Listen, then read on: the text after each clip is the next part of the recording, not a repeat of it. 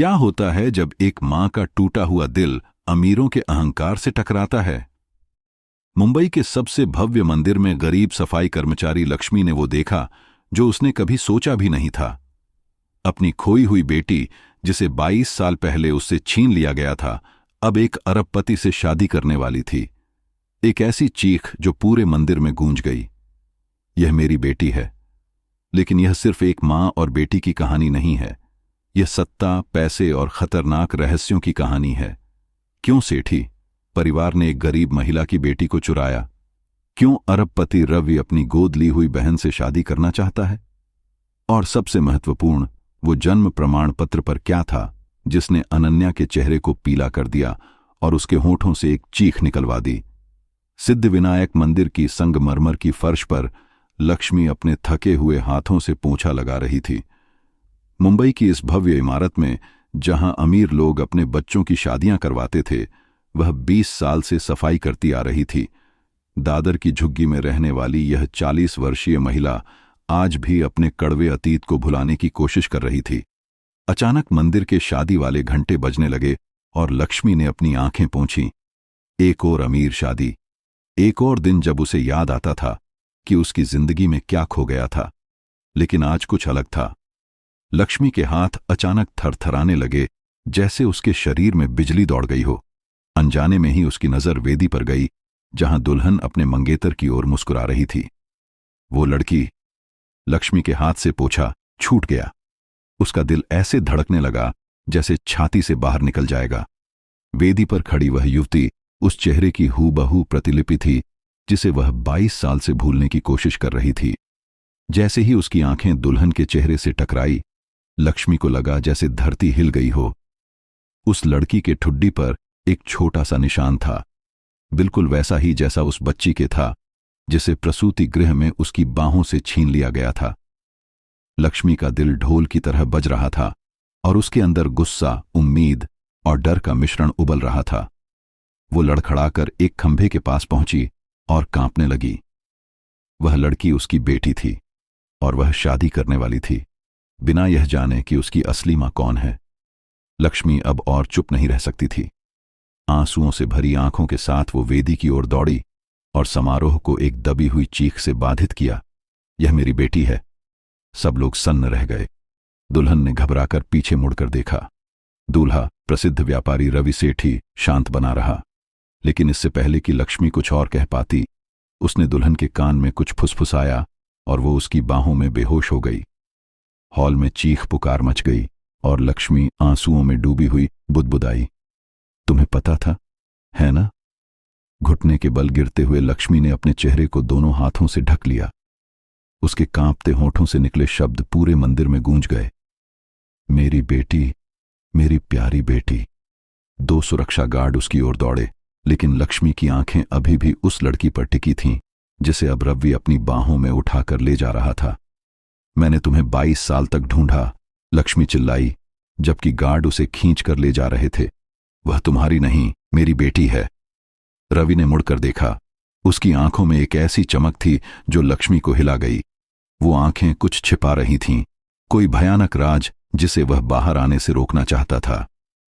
इसे यहां से बाहर निकालो, उसने आदेश दिया। उसकी आवाज इतनी ठंडी थी कि लक्ष्मी के अंदर तक सर्दी पहुंच गई। जैसे ही वह बाहर की ओर खींची जा रही थी, लक्ष्मी ने अपने आंसुओं के बीच देखा कि रवि की मां, शांति सेठी, कोने से उसे घूर रही थी। उस बुजुर्ग महिला के चेहरे पर एक ऐसी मुस्कान थी जो लक्ष्मी के अंदर तक डर पैदा कर रही थी। वो मेरा खून है, लक्ष्मी चिल्लाई, अब मंदिर के बाहर खड़ी। वह जानती है, उसके दिल में मेरी याद है। कोई नहीं सुन रहा था। मेहमान अब भी अंदर थे। शादी का समारोह अस्थायी रूप से रुका हुआ था। लक्ष्मी ने सूरज की तपती रोशनी में खड़े होकर आखिरी बार मंदिर की ओर देखा।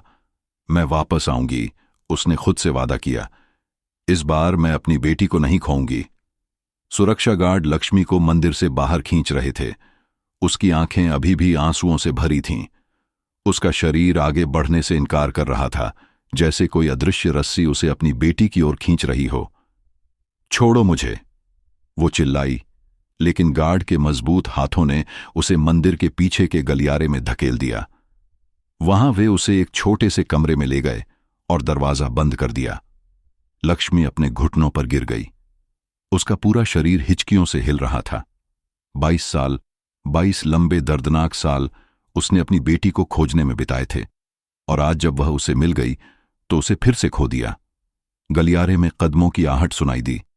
लक्ष्मी ने अपना सिर उठाया, उम्मीद करते हुए कि शायद उसकी बेटी आई हो, लेकिन वहां एक दूसरी औरत थी, छोटी, पतली और लक्ष्मी से कम 15 साल छोटी। काव्या, जो मंदिर में चाय की ट्रे लाने वाली के रूप में काम करती थी, लक्ष्मी की ओर घबराहट भरी नजरों से देख रही थी। लक्ष्मी दीदी, वह फुसफुसाई। उसकी आवाज में एक अजीब सी झिझक थी। आप ठीक तो हैं? मैंने आपको चिल्लाते सुना। उसने अपना वाक्य पूरा नहीं किया और लक्ष्मी को लगा जैसे काव्या के चेहरे पर कुछ और भी था। क्या वह डर था या शायद किसी राज को छिपाने की कोशिश? लक्ष्मी ने काव्या का हाथ पकड़ लिया। उसकी उंगलियां इतनी मजबूती से जकड़ी हुई थीं कि काव्या ने दर्द से आंखें सिकोड़ लीं। मेरी बेटी, लक्ष्मी ने कहा। उसकी आवाज एक कांपती हुई सांस जैसी थी। वो लड़की वेदी पर, वो मेरी बेटी है, जिसे मुझसे छीन लिया गया था। काव्या की आंखें चौड़ी हो गईं और उसने अपना हाथ छुड़ाने की कोशिश की, लेकिन लक्ष्मी नहीं छोड़ रही थी। तुम्हें पता है क्या हुआ था मेरे साथ?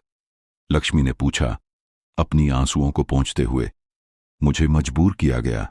मुझे अपनी ही बेटी को छोड़ने के लिए मजबूर किया गया। काव्या ने दरवाजे की ओर देखा, ये सुनिश्चित करते हुए कि कोई सुन न रहा हो। फिर उसने लक्ष्मी के पास बैठकर उसके कांपते कंधे पर हाथ रखा। दीदी, मुझे बताओ, उसने धीरे से कहा। क्या हुआ था? कौन तुम्हारी बेटी को ले गया? लक्ष्मी के चेहरे से खून उड़ गया, जैसे किसी ने उसकी आत्मा को ही छीन लिया हो। उसने अपने पल्लू से आंखें पोंछीं और तब शुरू किया वह कहानी जिसे उसने कभी किसी को नहीं बताया था। 22 साल पहले, लक्ष्मी ने शुरू किया। उसकी आवाज अब एक खाली कमरे की प्रतिध्वनि जैसी थी। मैं गर्भवती थी। मेरे पति एक दुर्घटना में मारे गए थे और मैं अकेली थी, भयभीत और गरीब। जब मैंने सरकारी अस्पताल में अपनी बेटी को जन्म दिया तो वह इतनी सुंदर थी। छोटे छोटे हाथ, चमकती आंखें और ठुड्डी पर वो छोटा सा निशान। लक्ष्मी की आंखें फिर से भर आईं। लेकिन जब मैं सो रही थी तब डॉक्टर रमेश खन्ना मेरे पास आए। उन्होंने कहा कि मेरी बेटी को एक दुर्लभ बीमारी है और उसे विशेष देखभाल की जरूरत है, जो मैं कभी नहीं दे पाऊंगी। काव्या ने सांस रोक ली और फिर उन्होंने मुझे कागजात पर हस्ताक्षर करने के लिए मजबूर किया, कागजात जिन्हें मैं पढ़ भी नहीं सकती थी। लक्ष्मी का चेहरा अब क्रोध से लाल हो गया था। उन्होंने कहा कि अगर मैं हस्ताक्षर नहीं करूंगी तो मेरी बेटी मर जाएगी। मैंने कागजात पर हस्ताक्षर कर दिए, यह सोचकर कि वे उसका इलाज करेंगे। अगले दिन उन्होंने मुझे बताया कि मेरी बेटी मर गई है। कोई अंतिम संस्कार नहीं, कोई शव नहीं, बस एक झूठ। काव्या की आंखें अब आश्चर्य से भरी हुई थीं। और तुम्हें कैसे पता चला कि वह जिंदा है? लक्ष्मी ने अपने ब्लाउज के अंदर से एक पुराना मुड़ा हुआ अखबार का टुकड़ा निकाला। 3 साल बाद मैंने यह देखा, एक अखबार में एक तस्वीर, सेठी परिवार और उनकी गोद ली हुई बेटी। उस लड़की की ठुड्डी पर वही निशान था। वो रुकी और फिर एक दर्दनाक सच्चाई के साथ आगे बढ़ी। और मुझे लगता है कि जो व्यक्ति इसके पीछे था वो उस लड़की से शादी करने वाला है। काव्या का चेहरा पीला पड़ गया। रवि सेठी? लेकिन वो अचानक रुक गई, जैसे कुछ याद आया हो। मेरा भाई उनकी कंपनी में काम करता था, सेठी इंडस्ट्रीज में। उसे बिना किसी कारण के निकाल दिया गया। उसने हमेशा कहा कि वहां कुछ गड़बड़ है, ऐसे स्कैंडल जिन्हें पैसे से दबा दिया जाता है। वो लक्ष्मी की आंखों में देखकर बोली, क्या यह संयोग हो सकता है? लक्ष्मी ने अपने होंठ कसकर बंद कर लिए। संयोग नहीं है। मुझे लगता है कि सेठी परिवार ने मेरी बेटी को चुराया और अब रवि उससे शादी करना चाहता है। उसकी आवाज कांप रही थी। लेकिन क्यों? वह क्यों अपनी गोद ली हुई बहन से शादी करना चाहता है? इस सवाल से पहले कि काव्या जवाब दे पाती, वेदी के कमरे से शोर सुनाई दिया। दोनों औरतें खड़ी हो गईं और दरवाजे की ओर भागीं। वहां उन्होंने देखा कि एक बुजुर्ग महिला, जिसे लक्ष्मी ने पहचान लिया कि वह रवि की मां शांति सेठी थी, दुल्हन के कमरे में प्रवेश कर रही थी। उसके चेहरे पर एक कठोर अभिव्यक्ति थी और उसकी आवाज बर्फ की तरह ठंडी थी। समारोह जारी रहेगा, वह आदेश दे रही थी। उस औरत को यहां से दूर रखो। लक्ष्मी के हाथ मुट्ठियों में बंद हो गए। मुझे मेरी बेटी से मिलना है, उसने काव्या से कहा। मुझे उसे सच्चाई बतानी है। काव्या ने अपना सिर हिलाया। आज नहीं दीदी, वे आपको गिरफ्तार करवा देंगे। मैं आपकी मदद करूंगी, लेकिन हमें समझदारी से आगे बढ़ना होगा। घंटों बाद जब सूरज ढलने लगा था, लक्ष्मी अपने छोटे से झोंपड़े की ओर पैदल जा रही थी।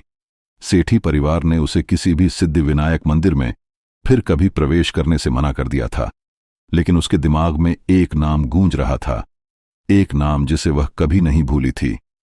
डॉक्टर रमेश खन्ना, वह डॉक्टर जिसने उसे सालों पहले उन कागजात पर हस्ताक्षर करने के लिए मजबूर किया था। उसकी बेटी को गोद देने का रास्ता साफ हुआ था। लक्ष्मी पसीने से तर और थकी हुई अपने घर पहुंची। पूरा दिन अपनी बेटी के बारे में सोचते हुए, अपने अतीत के दर्द को फिर से महसूस करते हुए वह अब और कुछ नहीं चाहती थी, बस आराम करना। लेकिन जैसे ही उसने अपने झोपड़े का दरवाजा खोला, उसका दिल धड़क उठा। दरवाजे के नीचे से एक सफेद लिफाफा दिखाई दे रहा था। उसने अपने कांपते हाथों से उसे उठाया और खोला। अंदर एक मोटे काले अक्षरों में लिखा संदेश था, जिसे पढ़कर उसके पैरों तले से जमीन खिसक गई।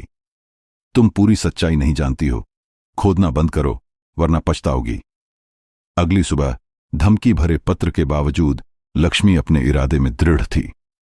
उसने अपनी पुरानी साड़ी को सही किया, बालों को एक सख्त जूड़े में बांधा और अपने झोपड़े से बाहर निकल गई। धूप तेज थी, मुंबई की गर्मी अपने चरम पर थी, लेकिन लक्ष्मी के अंदर एक ऐसी आग जल रही थी जिसे कोई भी बाहरी गर्मी मात नहीं दे सकती थी। वह सीधे पुराने सरकारी अस्पताल की ओर चल पड़ी, वही अस्पताल जहां 22 साल पहले उसने अपनी बेटी को जन्म दिया था और जहां उसकी जिंदगी हमेशा के लिए बदल गई थी। जैसे ही वह अस्पताल के प्रवेश द्वार पर पहुंची, लक्ष्मी के कदम अनिश्चित हो गए। कुछ अजीब था, पुराना सरकारी अस्पताल अब एक अर्ध परित्यक्त इमारत में बदल गया था। इसकी दीवारों पर धूल और काई जम गई थी। प्रवेश द्वार पर एक छोटा सा बोर्ड लटक रहा था, संपत्ति बिक्री के लिए, सेठी रियल एस्टेट। लक्ष्मी का खून ठंडा पड़ गया। सेठी, हर जगह वही नाम। क्या यह भी एक संयोग था या कुछ और गहरा? उसने एक गहरी सांस ली और अंदर चली गई, टूटे हुए शीशे और गिरी हुई छत वाली इमारत से गुजरते हुए। यहां इसी फर्श पर उसने अपनी बेटी को जन्म दिया था। यहीं पर डॉक्टर रमेश ने उसे धोखा दिया था। आप यहां क्या कर रही हैं? एक आवाज ने उसके विचारों को तोड़ा। लक्ष्मी मुड़ी और एक बूढ़े आदमी को देखा, सफेद बालों वाला, झुर्रियों से भरा चेहरा, एक पुरानी वर्दी पहने हुए। उसके चेहरे पर एक अजीब सी पहचान की झलक थी। मोहन भाई? लक्ष्मी ने फुसफुसाया, उस नर्स को पहचानते हुए जो 22 साल पहले वहां था। आप अभी भी यहां हैं? मोहन ने उसकी ओर ध्यान से देखा, फिर उसकी आंखें चौड़ी हो गईं। लक्ष्मी देवी? उसने पूछा। उसकी आवाज में आश्चर्य और कुछ और भी था। क्या वह अपराध बोध था? वो इधर उधर देखा, जैसे कोई उन्हें देख न ले। आप वापस क्यों आई हैं? आपको यहां नहीं होना चाहिए। लक्ष्मी उसके पास गई। उसके चेहरे पर एक नया दृढ़ संकल्प था। मुझे सच्चाई जाननी है मोहन भाई, उसने कहा। मेरी बेटी जीवित है, मैंने उसे देखा है, वह सेठी परिवार के साथ है। मोहन का चेहरा पीला पड़ गया। वो इधर उधर देखता रहा। फिर लक्ष्मी को एक पुराने कमरे में ले गया, जहां कभी नर्सरी हुआ करती थी। अब वहां सिर्फ टूटी फूटी अलमारियां और धूल से भरे फाइलिंग कैबिनेट थे। मोहन ने एक अलमारी का ताला खोला और एक पीला पुराना फाइल निकाला। मैं इसे वर्षों से छिपा रहा हूं, उसने बताया। उसकी उंगलियां फाइल पर कांप रही थीं। अगर वे जानते कि यह अभी भी मौजूद है। लक्ष्मी ने फाइल लिया। उसका दिल तेजी से धड़क रहा था। उस पर एक नाम लिखा था, अनन्या शर्मा। उसने फाइल खोला और अंदर क्या था, उसे देखकर उसकी सांस रुक गई। एक बच्ची की तस्वीरें, एक गोद लेने का दस्तावेज और सबसे ऊपर लक्ष्मी के हस्ताक्षर। लेकिन वे हस्ताक्षर उसके नहीं थे। किसी ने उसके हस्ताक्षर की नकल की थी और गोद लेने वालों का पता, सेठी निवास, मुंबई। यह अनन्या है, मेरी बेटी? लक्ष्मी ने पूछा। उसकी आवाज एक फुसफुसाहट से भी कम थी। मोहन ने सिर हिलाया। हां, डॉक्टर रमेश ने उस रात सब कुछ व्यवस्थित किया था। हमें बताया गया था कि बच्ची बीमार है और विशेष देखभाल की जरूरत है, लेकिन वह बिल्कुल स्वस्थ थी। मैंने देखा जब उन्होंने उसे सेठी की कार में ले जाया। लक्ष्मी का सिर चकरा रहा था। लेकिन क्यों? उन्होंने मेरी बेटी क्यों ली? मोहन ने नीचे देखा, शर्म से भरा हुआ। मुझे पूरी कहानी नहीं पता, लेकिन मैंने सुना कि शांति सेठी कभी बच्चे नहीं पैदा कर सकती थीं और उन्होंने एक वारिस चाहा। जबकि लक्ष्मी पुराने अस्पताल में यह सब पता लगा रही थी, काव्या अपना काम कर रही थी। अपने छोटे से कमरे में बैठकर वो सेठी परिवार के बारे में हर जानकारी खोज रही थी। काव्या के पास एक पुराना लैपटॉप था जो उसके भाई ने उसे दिया था और वो इंटरनेट पर सर्च कर रही थी। सेठी परिवार इतिहास, शांति सेठी बच्चे, सेठी गोद लेना। घंटों की खोज के बाद उसे कुछ चौंकाने वाली जानकारी मिली। शांति सेठी कभी भी गर्भवती नहीं हुई थीं। एक पुराने समाज पत्रिका के लेख में उल्लेख था कि उन्होंने कई गोद लेने की प्रक्रियाएं की थीं, लेकिन सब गोपनीय रखी गई थीं। और सबसे आश्चर्यजनक, डॉक्टर रमेश खन्ना शांति के दूर के रिश्तेदार थे और परिवार के निजी चिकित्सक भी। काव्या ने और खोजबीन की। उसे पता चला कि रमेश के नाम पर एक बड़ा दान दिया गया था, वही अस्पताल जहां लक्ष्मी ने अपनी बेटी को जन्म दिया था, और वह दान अनन्या के जन्म के ठीक बाद हुआ था। यह सब कुछ जुड़ रहा था, एक ऐसे तरीके से जो काव्या के रोंगटे खड़े कर रहा था। काव्या ने तय किया कि वह डॉक्टर रमेश से सीधे बात करेगी। उसने पता लगाया कि वह अब बांद्रा में एक महंगी क्लिनिक चलाते हैं। वो वहां पहुंची, एक मरीज होने का नाटक करते हुए। लेकिन जैसे ही वह क्लिनिक पहुंची, उसे एक झटका लगा। पूरी इमारत खाली थी। दरवाजे पर एक बड़ा नोटिस लगा था, स्वास्थ्य विभाग द्वारा बंद किया गया। क्या यह एक और संयोग था? इस बीच लक्ष्मी अपने छोटे से कमरे में वापस आ गई थी। उसके हाथों में अभी भी वह फाइल थी जिसे मोहन ने उसे दिया था। उसने अपनी अलमारी से एक छोटी धूल भरी डिब्बी निकाली। उसमें एक पुरानी पीली पड़ गई तस्वीर थी, एक नवजात शिशु की, जिसकी ठुड्डी पर एक छोटा सा निशान था। लक्ष्मी ने अपनी उंगलियों से उस तस्वीर को सहलाया, फिर फाइल से निकाली तस्वीर के साथ उसकी तुलना की। निशान बिल्कुल एक समान था। अपने आंसुओं के बीच से लक्ष्मी ने फुसफुसाया, यह वही है, यह वास्तव में वही है। लक्ष्मी की आंखें अब नई दृढ़ता से चमक रही थीं। वो अनन्या को वापस पाने के लिए कुछ भी करने को तैयार थी, भले ही इसका मतलब पूरे सेठी परिवार का सामना करना हो। उसने तस्वीर को अपने साड़ी के पल्लू में सावधानी से लपेट लिया और खिड़की की ओर मुड़ी, जहां से वह सूरज डूबते देख सकती थी। लेकिन जैसे ही उसने बाहर देखा, उसका दिल धड़क उठा। एक काली कार उसके छोटे से घर के सामने खड़ी थी। एक आदमी, लंबा चौड़े कंधों वाला, भूरे बालों वाला, कार से बाहर निकला और उसके घर को लंबे समय तक देखता रहा। उसने एक महंगा सूट पहना था और उसके हाथ में एक छोटा सा पैकेट था। वो आदमी बिना दरवाजा खटखटाए, बिना अंदर आने की कोशिश किए, बस वहां खड़ा रहा और देखता रहा। लक्ष्मी ने पूरी रात जागकर बिताई, हर आहट पर चौंकते हुए, अपनी झोपड़ी की खिड़की से पर्दे की दरार से बाहर देखते हुए। उसने मोमबत्ती जलाने की हिम्मत नहीं की, बस अंधेरे में बैठी रही, अनन्या की तस्वीर को अपने सीने से लगाए हुए। उस आदमी की छवि जो काली कार से उतरा था, उसके दिमाग में घूम रही थी। क्या वह रवि सेठी का आदमी था? क्या उसे यहां जान से मारने के लिए भेजा गया था? या शायद वह खुद डॉक्टर रमेश था? सुबह की पहली किरण के साथ लक्ष्मी ने देखा कि काली कार फिर से वहां खड़ी थी। इस बार उसका दिल उछलकर गले में आ गया। वही आदमी, लंबा सफेद बालों वाला, शायद 60 के आसपास, कार से उतरा और सीधे उसके दरवाजे की ओर बढ़ा। लेकिन अब कुछ अलग था।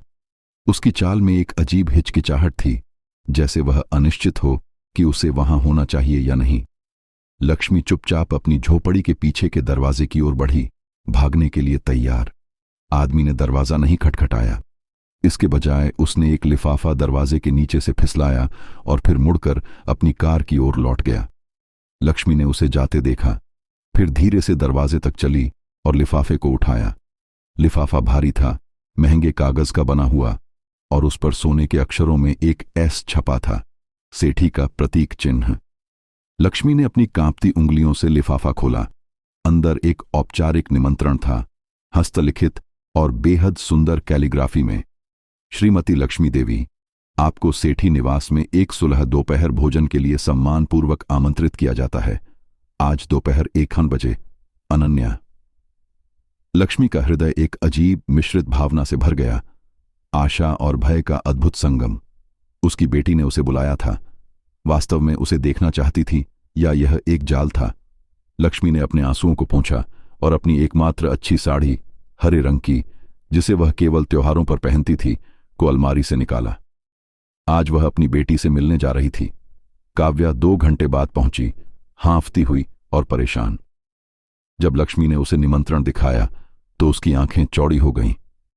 यह एक जाल हो सकता है, उसने चेतावनी दी। उसकी आवाज में चिंता स्पष्ट थी। वे जानते हैं कि आपको क्या पता है। वे आपको चुप कराने की कोशिश कर सकते हैं। लक्ष्मी ने अपना सिर हिलाया, लेकिन उसकी आंखों में एक नया दृढ़ संकल्प था।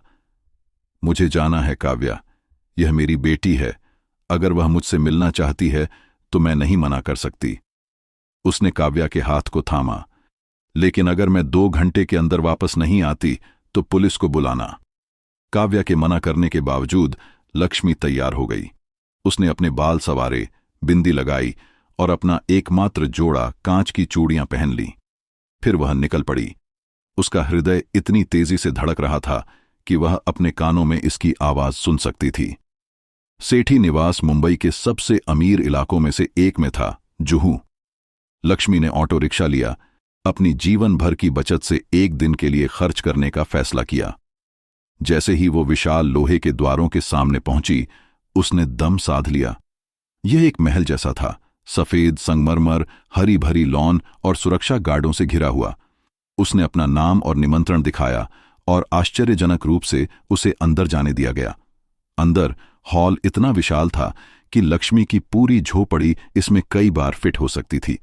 क्रिस्टल के झूमर, मखमली पर्दे और महंगे कालीन, ये सब लक्ष्मी के लिए एक सपने जैसा था। एक नौकरानी ने उसे बगीचे में स्थित एक छोटे से गेज़बो तक ले जाया, जहां एक युवा महिला बैठी थी, वही लड़की जिसे लक्ष्मी ने मंदिर में देखा था, अनन्या। अनन्या ने मुड़कर देखा जब लक्ष्मी पहुंची। वो अविश्वसनीय रूप से खूबसूरत थी। राजसी ठुड्डी, तेज आंखें और उस ठुड्डी पर वही निशान जो लक्ष्मी के सपनों में 22 साल से आ रहा था। लेकिन उसकी आंखों में कोई गर्मी नहीं थी। वे ठंडी थीं, संदिग्ध और कुछ हद तक भयभीत। आप बैठ सकती हैं, अनन्या ने कहा, एक आवाज में जो अपेक्षा से कहीं अधिक औपचारिक थी। लक्ष्मी बैठ गई। उसके हाथ उसकी गोद में जकड़े हुए थे। मैंने सोचा बात कर सकते हैं, अनन्या ने जारी रखा। उसकी आवाज अब थोड़ी कम निश्चित थी। मुझे समझना है कि आप क्यों सोचती हैं कि मैं आपकी बेटी हूं। लक्ष्मी ने अपने पल्लू से तस्वीर निकाली और अनन्या की ओर बढ़ाई। यह तुम हो, उसने कहा। उसकी आवाज भावना से भरी हुई थी। तुम्हारी ठुड्डी पर वही निशान है, तुम्हारी आंखें, वे बिल्कुल तुम्हारे पिता जैसी हैं। अनन्या ने तस्वीर को देखा। उसके चेहरे पर भावनाओं का एक उथल पुथल था, संदेह, जिज्ञासा और कुछ और भी। मेरे माता पिता सेठी, उन्होंने मुझे बताया कि मैं गोद ली गई थी। उसने स्वीकार किया। लेकिन उन्होंने कहा कि मेरी जैविक मां ने मुझे छोड़ दिया था क्योंकि वह मुझे नहीं चाहती थी। लक्ष्मी के आंसू बह निकले। नहीं, मुझे मजबूर किया गया था। उन्होंने मुझे कहा कि तुम मर गई थी। अनन्या अब भ्रमित लग रही थी। लेकिन कौन ऐसा करेगा और क्यों? इससे पहले कि लक्ष्मी जवाब दे पाती, एक तेज आवाज ने उनकी बातचीत को बाधित किया। मैं देखती हूं कि हमारा मेहमान पहुंच गया है। शांति सेठी हीरे की चमकती हुई चूड़ियों और एक महंगी रेशमी साड़ी में गेज़बो में प्रवेश कर रही थी। उसकी आंखें ठंडी थीं, लेकिन उसके होठों पर एक विनम्र मुस्कान थी। श्रीमती लक्ष्मी, नमस्ते, शांति ने कहा। उसकी आवाज में एक ऐसी ताकत थी जिसने लक्ष्मी को अपनी सीट पर और पीछे धकेल दिया। मुझे खुशी है कि आप आ सकीं। हमें सभी को स्पष्टता की जरूरत है। अनन्या ने अपनी मां की ओर देखा। उसकी आंखों में अब संदेह था। शांति ने उसके कंधे पर एक हाथ रखा, एक ऐसे इशारे से जो स्नेहपूर्ण होने का प्रयास कर रहा था, लेकिन अधिकारपूर्ण लग रहा था। अनन्या, जाओ और कुछ देर के लिए आराम करो, शांति ने आदेश दिया। मुझे लक्ष्मी से अकेले में बात करनी है। अनन्या हिचकिचाई। उसकी आंखें लक्ष्मी और शांति के बीच झूल रही थीं। मैं चाहती हूं कि वह रहें, उसने कहा, एक आवाज में जिसमें अब एक नई दृढ़ता थी। शांति की आंखें संकरी हो गईं, लेकिन उसने अपनी मुस्कान बनाए रखी। ठीक है प्यारी, जैसा तुम चाहो। शांति ने एक चेयर खींची और लक्ष्मी के सामने बैठ गई। मैं आपकी परेशानी समझती हूं, उसने शुरू किया। उसकी आवाज में एक ऐसी सहानुभूति थी जिसने लक्ष्मी को असहज कर दिया। जीवन आपके लिए आसान नहीं रहा है, और मैं यह भी समझती हूं कि आप अनन्या को अपनी बेटी मानती हैं। लक्ष्मी सीधी बैठी। वो मेरी बेटी है। शांति ने अपने हाथ को हवा में लहराया, जैसे लक्ष्मी के शब्दों को दूर भगा रही हो। जो हो चुका वो हो चुका। हम अब वर्तमान में हैं, और वर्तमान में अनन्या हमारी बेटी है। हमने उसे पाला है। उसकी शी क्या होता है जब एक मां का टूटा हुआ दिल अमीरों के अहंकार से टकराता है। कोलकाता के सबसे भव्य मंदिर में गरीब सफाई कर्मचारी सरिता ने वो देखा जो उसने कभी सोचा भी नहीं था। अपनी खोई हुई बेटी, जिसे 22 साल पहले उसे छीन लिया गया था, अब एक अरबपति से शादी करने वाली थी। एक ऐसी चीख जो पूरे मंदिर में गूंज गई, यह मेरी बेटी है। लेकिन यह सिर्फ एक मां और बेटी की कहानी नहीं है। यह सत्ता, पैसे और खतरनाक रहस्यों की कहानी है। क्यों रॉय परिवार ने एक गरीब महिला की बेटी को चुराया? क्यों अरबपति नील अपनी गोद ली हुई बहन से शादी करना चाहता है? और सबसे महत्वपूर्ण, वो जन्म प्रमाण पत्र पर क्या था जिसने इशिता के चेहरे को पीला कर दिया और उसके होठों से एक चीख निकलवा दी? कालिका मंदिर की संगमरमर की फर्श पर सरिता अपने थके हुए हाथों से पोंछा लगा रही थी। कोलकाता की इस भव्य इमारत में, जहां अमीर लोग अपने बच्चों की शादियां करवाते थे, वह 20 साल से सफाई करती आ रही थी। हावड़ा की झुग्गी में रहने वाली यह 40 वर्षीय महिला आज भी अपने कड़वे अतीत को भुलाने की कोशिश कर रही थी। अचानक मंदिर के शादी वाले घंटे बजने लगे और सरिता ने अपनी आंखें पोंछीं। एक और अमीर शादी, एक और दिन जब उसे याद आता था कि उसकी जिंदगी में क्या खो गया था। लेकिन आज कुछ अलग था। सरिता के हाथ अचानक थरथराने लगे, जैसे उसके शरीर में बिजली दौड़ गई हो। अनजाने में ही उसकी नजर वेदी पर गई, जहां दुल्हन अपने मंगेतर की ओर मुस्कुरा रही थी। वो लड़की। सरिता के हाथ से पोछा छूट गया। उसका दिल ऐसे धड़कने लगा जैसे छाती से बाहर निकल जाएगा। वेदी पर खड़ी वह युवती उस चेहरे की हूबहू प्रतिलिपि थी जिसे वह 22 साल से भूलने की कोशिश कर रही थी। जैसे ही उसकी आंखें दुल्हन के चेहरे से टकराई, सरिता को लगा जैसे धरती हिल गई हो। उस लड़की के ठुड्डी पर एक छोटा सा निशान था, बिल्कुल वैसा ही जैसा उस बच्ची के था जिसे प्रसूति गृह में उसकी बाहों से छीन लिया गया था। सरिता का दिल ढोल की तरह बज रहा था और उसके अंदर गुस्सा, उम्मीद और डर का मिश्रण उबल रहा था। वो लड़खड़ाकर एक खंभे के पास पहुंची और कांपने लगी। वह लड़की उसकी बेटी थी और वह शादी करने वाली थी बिना यह जाने कि उसकी असली मां कौन है। सरिता अब और चुप नहीं रह सकती थी। आंसुओं से भरी आंखों के साथ वो वेदी की ओर दौड़ी और समारोह को एक दबी हुई चीख से बाधित किया। यह मेरी बेटी है। सब लोग सन्न रह गए। दुल्हन ने घबराकर पीछे मुड़कर देखा। दूल्हा, प्रसिद्ध व्यापारी नील रॉय, शांत बना रहा। लेकिन इससे पहले कि सरिता कुछ और कह पाती, उसने दुल्हन के कान में कुछ फुसफुसाया और वो उसकी बाहों में बेहोश हो गई। हॉल में चीख पुकार मच गई और सरिता आंसुओं में डूबी हुई बुदबुदाई, तुम्हें पता था, है ना? घुटने के बल गिरते हुए सरिता ने अपने चेहरे को दोनों हाथों से ढक लिया। उसके कांपते होठों से निकले शब्द पूरे मंदिर में गूंज गए। मेरी बेटी, मेरी प्यारी बेटी। 2 सुरक्षा गार्ड उसकी ओर दौड़े, लेकिन सरिता की आंखें अभी भी उस लड़की पर टिकी थीं जिसे अब नील अपनी बाहों में उठाकर ले जा रहा था। मैंने तुम्हें 22 साल तक ढूंढा, सरिता चिल्लाई, जबकि गार्ड उसे खींचकर ले जा रहे थे। वह तुम्हारी नहीं, मेरी बेटी है। नील ने मुड़कर देखा। उसकी आंखों में एक ऐसी चमक थी जो सरिता को हिला गई। वो आंखें कुछ छिपा रही थीं, कोई भयानक राज जिसे वह बाहर आने से रोकना चाहता था। इसे यहां से बाहर निकालो, उसने आदेश दिया। उसकी आवाज इतनी ठंडी थी कि सरिता के अंदर तक सर्दी पहुंच गई। जैसे ही वह बाहर की ओर खींची जा रही थी, सरिता ने अपने आंसुओं के बीच देखा कि नील की मां कुसुम रॉय कोने से उसे घूर रही थीं। उस बुजुर्ग महिला के चेहरे पर एक ऐसी मुस्कान थी जो सरिता के अंदर तक डर पैदा कर रही थी। वो मेरा खून है, सरिता चिल्लाई, अब मंदिर के बाहर खड़ी। वह जानती है, उसके दिल में मेरी याद है। कोई नहीं सुन रहा था। मेहमान अब भी अंदर थे। शादी का समारोह अस्थायी रूप से रुका हुआ था। सरिता ने सूरज की तपती रोशनी में खड़े होकर आखिरी बार मंदिर की ओर देखा। मैं वापस आऊंगी, उसने खुद से वादा किया। इस बार मैं अपनी बेटी को नहीं खोऊंगी। सुरक्षा गार्ड सरिता को मंदिर से बाहर खींच रहे थे। उसकी आंखें अभी भी आंसुओं से भरी थीं। उसका शरीर आगे बढ़ने से इनकार कर रहा था, जैसे कोई अदृश्य रस्सी उसे अपनी बेटी की ओर खींच रही हो। छोड़ो मुझे, वो चिल्लाई, लेकिन गार्ड के मजबूत हाथों ने उसे मंदिर के पीछे के गलियारे में धकेल दिया। वहां वे उसे एक छोटे से कमरे में ले गए और दरवाजा बंद कर दिया। सरिता अपने घुटनों पर गिर गई। उसका पूरा शरीर हिचकियों से हिल रहा था। 22 साल, 22 लंबे दर्दनाक साल उसने अपनी बेटी को खोजने में बिताए थे, और आज जब वह उसे मिल गई तो उसे फिर से खो दिया। गलियारे में कदमों की आहट सुनाई दी।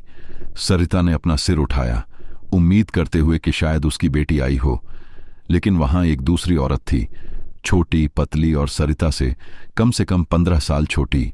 रीमा, जो मंदिर में फूलों की माला लाने वाली के रूप में काम करती थी, सरिता की ओर घबराहट भरी नजरों से देख रही थी।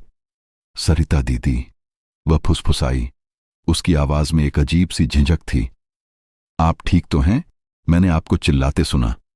उसने अपना वाक्य पूरा नहीं किया और सरिता को लगा जैसे रीमा के चेहरे पर कुछ और भी था। क्या वह डर था या शायद किसी राज को छिपाने की कोशिश? सरिता ने रीमा का हाथ पकड़ लिया। उसकी उंगलियां इतनी मजबूती से जकड़ी हुई थीं कि रीमा ने दर्द से आंखें सिकोड़ लीं। मेरी बेटी, सरिता ने कहा। उसकी आवाज एक कांपती हुई सांस जैसी थी। वो लड़की वेदी पर, वो मेरी बेटी है जिसे मुझसे छीन लिया गया था। रीमा की आंखें चौड़ी हो गईं और उसने अपना हाथ छुड़ाने की कोशिश की, लेकिन सरिता नहीं छोड़ रही थी। तुम्हें पता है क्या हुआ था मेरे साथ? सरिता ने पूछा, अपनी आंसुओं को पोंछते हुए।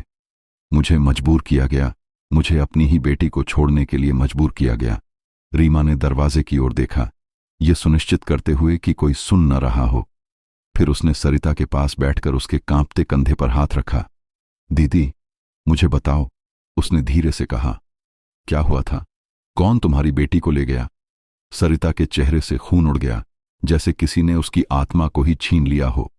उसने अपने पल्लू से आंखें पोंछीं और तब शुरू किया, वह कहानी जिसे उसने कभी किसी को नहीं बताया था। 22 साल पहले, सरिता ने शुरू किया।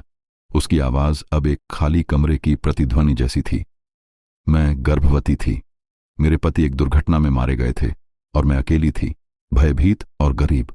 जब मैंने सरकारी अस्पताल में अपनी बेटी को जन्म दिया तो वह इतनी सुंदर थी। छोटे छोटे हाथ, चमकती आंखें और ठुड्डी पर वो छोटा सा निशान। सरिता की आंखें फिर से भर आईं। लेकिन जब मैं सो रही थी तब डॉक्टर सुनील दास मेरे पास आए। उन्होंने कहा कि मेरी बेटी को एक दुर्लभ बीमारी है और उसे विशेष देखभाल की जरूरत है, जो मैं कभी नहीं दे पाऊंगी। रीमा ने सांस रोक ली और फिर उन्होंने मुझे कागजात पर हस्ताक्षर करने के लिए मजबूर किया, कागजात जिन्हें मैं पढ़ भी नहीं सकती थी। सरिता का चेहरा अब क्रोध से लाल हो गया था। उन्होंने कहा कि अगर मैं हस्ताक्षर नहीं करूंगी तो मेरी बेटी मर जाएगी। मैंने कागजात पर हस्ताक्षर कर दिए, यह सोचकर कि वे उसका इलाज करेंगे। अगले दिन उन्होंने मुझे बताया कि मेरी बेटी मर गई है। कोई अंतिम संस्कार नहीं, कोई शव नहीं, बस एक झूठ। रीमा की आंखें अब आश्चर्य से भरी हुई थीं। और तुम्हें कैसे पता चला कि वह जिंदा है? सरिता ने अपने ब्लाउज के अंदर से एक पुराना मुड़ा हुआ अखबार का टुकड़ा निकाला। 3 साल बाद मैंने यह देखा। एक अखबार में एक तस्वीर, रॉय परिवार और उनकी गोद ली हुई बेटी। उस लड़की की ठुड्डी पर वही निशान था। वो रुकी और फिर एक दर्दनाक सच्चाई के साथ आगे बढ़ी। और मुझे लगता है कि जो व्यक्ति इसके पीछे था वो उस लड़की से शादी करने वाला है। रीमा का चेहरा पीला पड़ गया। नील रॉय? लेकिन वो अचानक रुक गई, जैसे कुछ याद आया हो। मेरा भाई उनकी कंपनी में काम करता था, रॉय इंडस्ट्रीज में। उसे बिना किसी कारण के निकाल दिया गया। उसने हमेशा कहा कि वहां कुछ गड़बड़ है, ऐसे स्कैंडल जिन्हें पैसे से दबा दिया जाता है। वो सरिता की आंखों में देखकर बोली, क्या यह संयोग हो सकता है? सरिता ने अपने होंठ कसकर बंद कर लिए। संयोग नहीं है। मुझे लगता है कि रॉय परिवार ने मेरी बेटी को चुराया और अब नील उससे शादी करना चाहता है। उसकी आवाज कांप रही थी। लेकिन क्यों? वह क्यों अपनी गोद ली हुई बहन से शादी करना चाहता है? इस सवाल से पहले कि रीमा जवाब दे पाती, वेदी के कमरे से शोर सुनाई दिया। दोनों औरतें खड़ी हो गईं और दरवाजे की ओर भागीं। वहां उन्होंने देखा कि एक बुजुर्ग महिला, जिसे सरिता ने पहचान लिया कि वह नील की मां कुसुम रॉय थी, दुल्हन के कमरे में प्रवेश कर रही थी। उसके चेहरे पर एक कठोर अभिव्यक्ति थी और उसकी आवाज बर्फ की तरह ठंडी थी। समारोह जारी रहेगा, वह आदेश दे रही थी। उस औरत को यहां से दूर रखो। सरिता के हाथ मुट्ठियों में बंद हो गए। मुझे मेरी बेटी से मिलना है, उसने रीमा से कहा। मुझे उसे सच्चाई बतानी है। रीमा ने अपना सिर हिलाया। आज नहीं दीदी, वे आपको गिरफ्तार करवा देंगे। मैं आपकी मदद करूंगी, लेकिन हमें समझदारी से आगे बढ़ना होगा। घंटों बाद जब सूरज ढलने लगा था, सरिता अपने छोटे से झोंपड़े की ओर पैदल जा रही थी। रॉय परिवार ने उसे किसी भी कालिका मंदिर में फिर कभी प्रवेश करने से मना कर दिया था, लेकिन उसके दिमाग में एक नाम गूंज रहा था, एक नाम जिसे वह कभी नहीं भूली थी। डॉक्टर सुनील दास, वह डॉक्टर जिसने उसे सालों पहले उन कागजात पर हस्ताक्षर करने के लिए मजबूर किया था। उसकी बेटी को गोद देने का रास्ता साफ हुआ था। सरिता पसीने से तर और थकी हुई अपने घर पहुंची। पूरा दिन अपनी बेटी के बारे में सोचते हुए, अपने अतीत के दर्द को फिर से महसूस करते हुए, वह अब और कुछ नहीं चाहती थी, बस आराम करना। लेकिन जैसे ही उसने अपने झोपड़े का दरवाजा खोला, उसका दिल धड़क उठा। दरवाजे के नीचे से एक सफेद लिफाफा दिखाई दे रहा था। उसने अपने कांपते हाथों से उसे उठाया और खोला। अंदर एक मोटे काले अक्षरों में लिखा संदेश था, जिसे पढ़कर उसके पैरों तले से जमीन खिसक गई। तुम पूरी सच्चाई नहीं जानती हो, खोदना बंद करो वरना पछताओगी। अगली सुबह धमकी भरे पत्र के बावजूद सरिता अपने इरादे में दृढ़ थी। उसने अपनी पुरानी साड़ी को सही किया, बालों को एक सख्त जूड़े में बांधा और अपने झोपड़े से बाहर निकल गई। धूप तेज थी, कोलकाता की गर्मी अपने चरम पर थी, लेकिन सरिता के अंदर एक ऐसी आग जल रही थी जिसे कोई भी बाहरी गर्मी मात नहीं दे सकती थी। वह सीधे पुराने सरकारी अस्पताल की ओर चल पड़ी, वही अस्पताल जहां 22 साल पहले उसने अपनी बेटी को जन्म दिया था और जहां उसकी जिंदगी हमेशा के लिए बदल गई थी। जैसे ही वह अस्पताल के प्रवेश द्वार पर पहुंची, सरिता के कदम अनिश्चित हो गए। कुछ अजीब था। पुराना सरकारी अस्पताल अब एक अर्ध परित्यक्त इमारत में बदल गया था।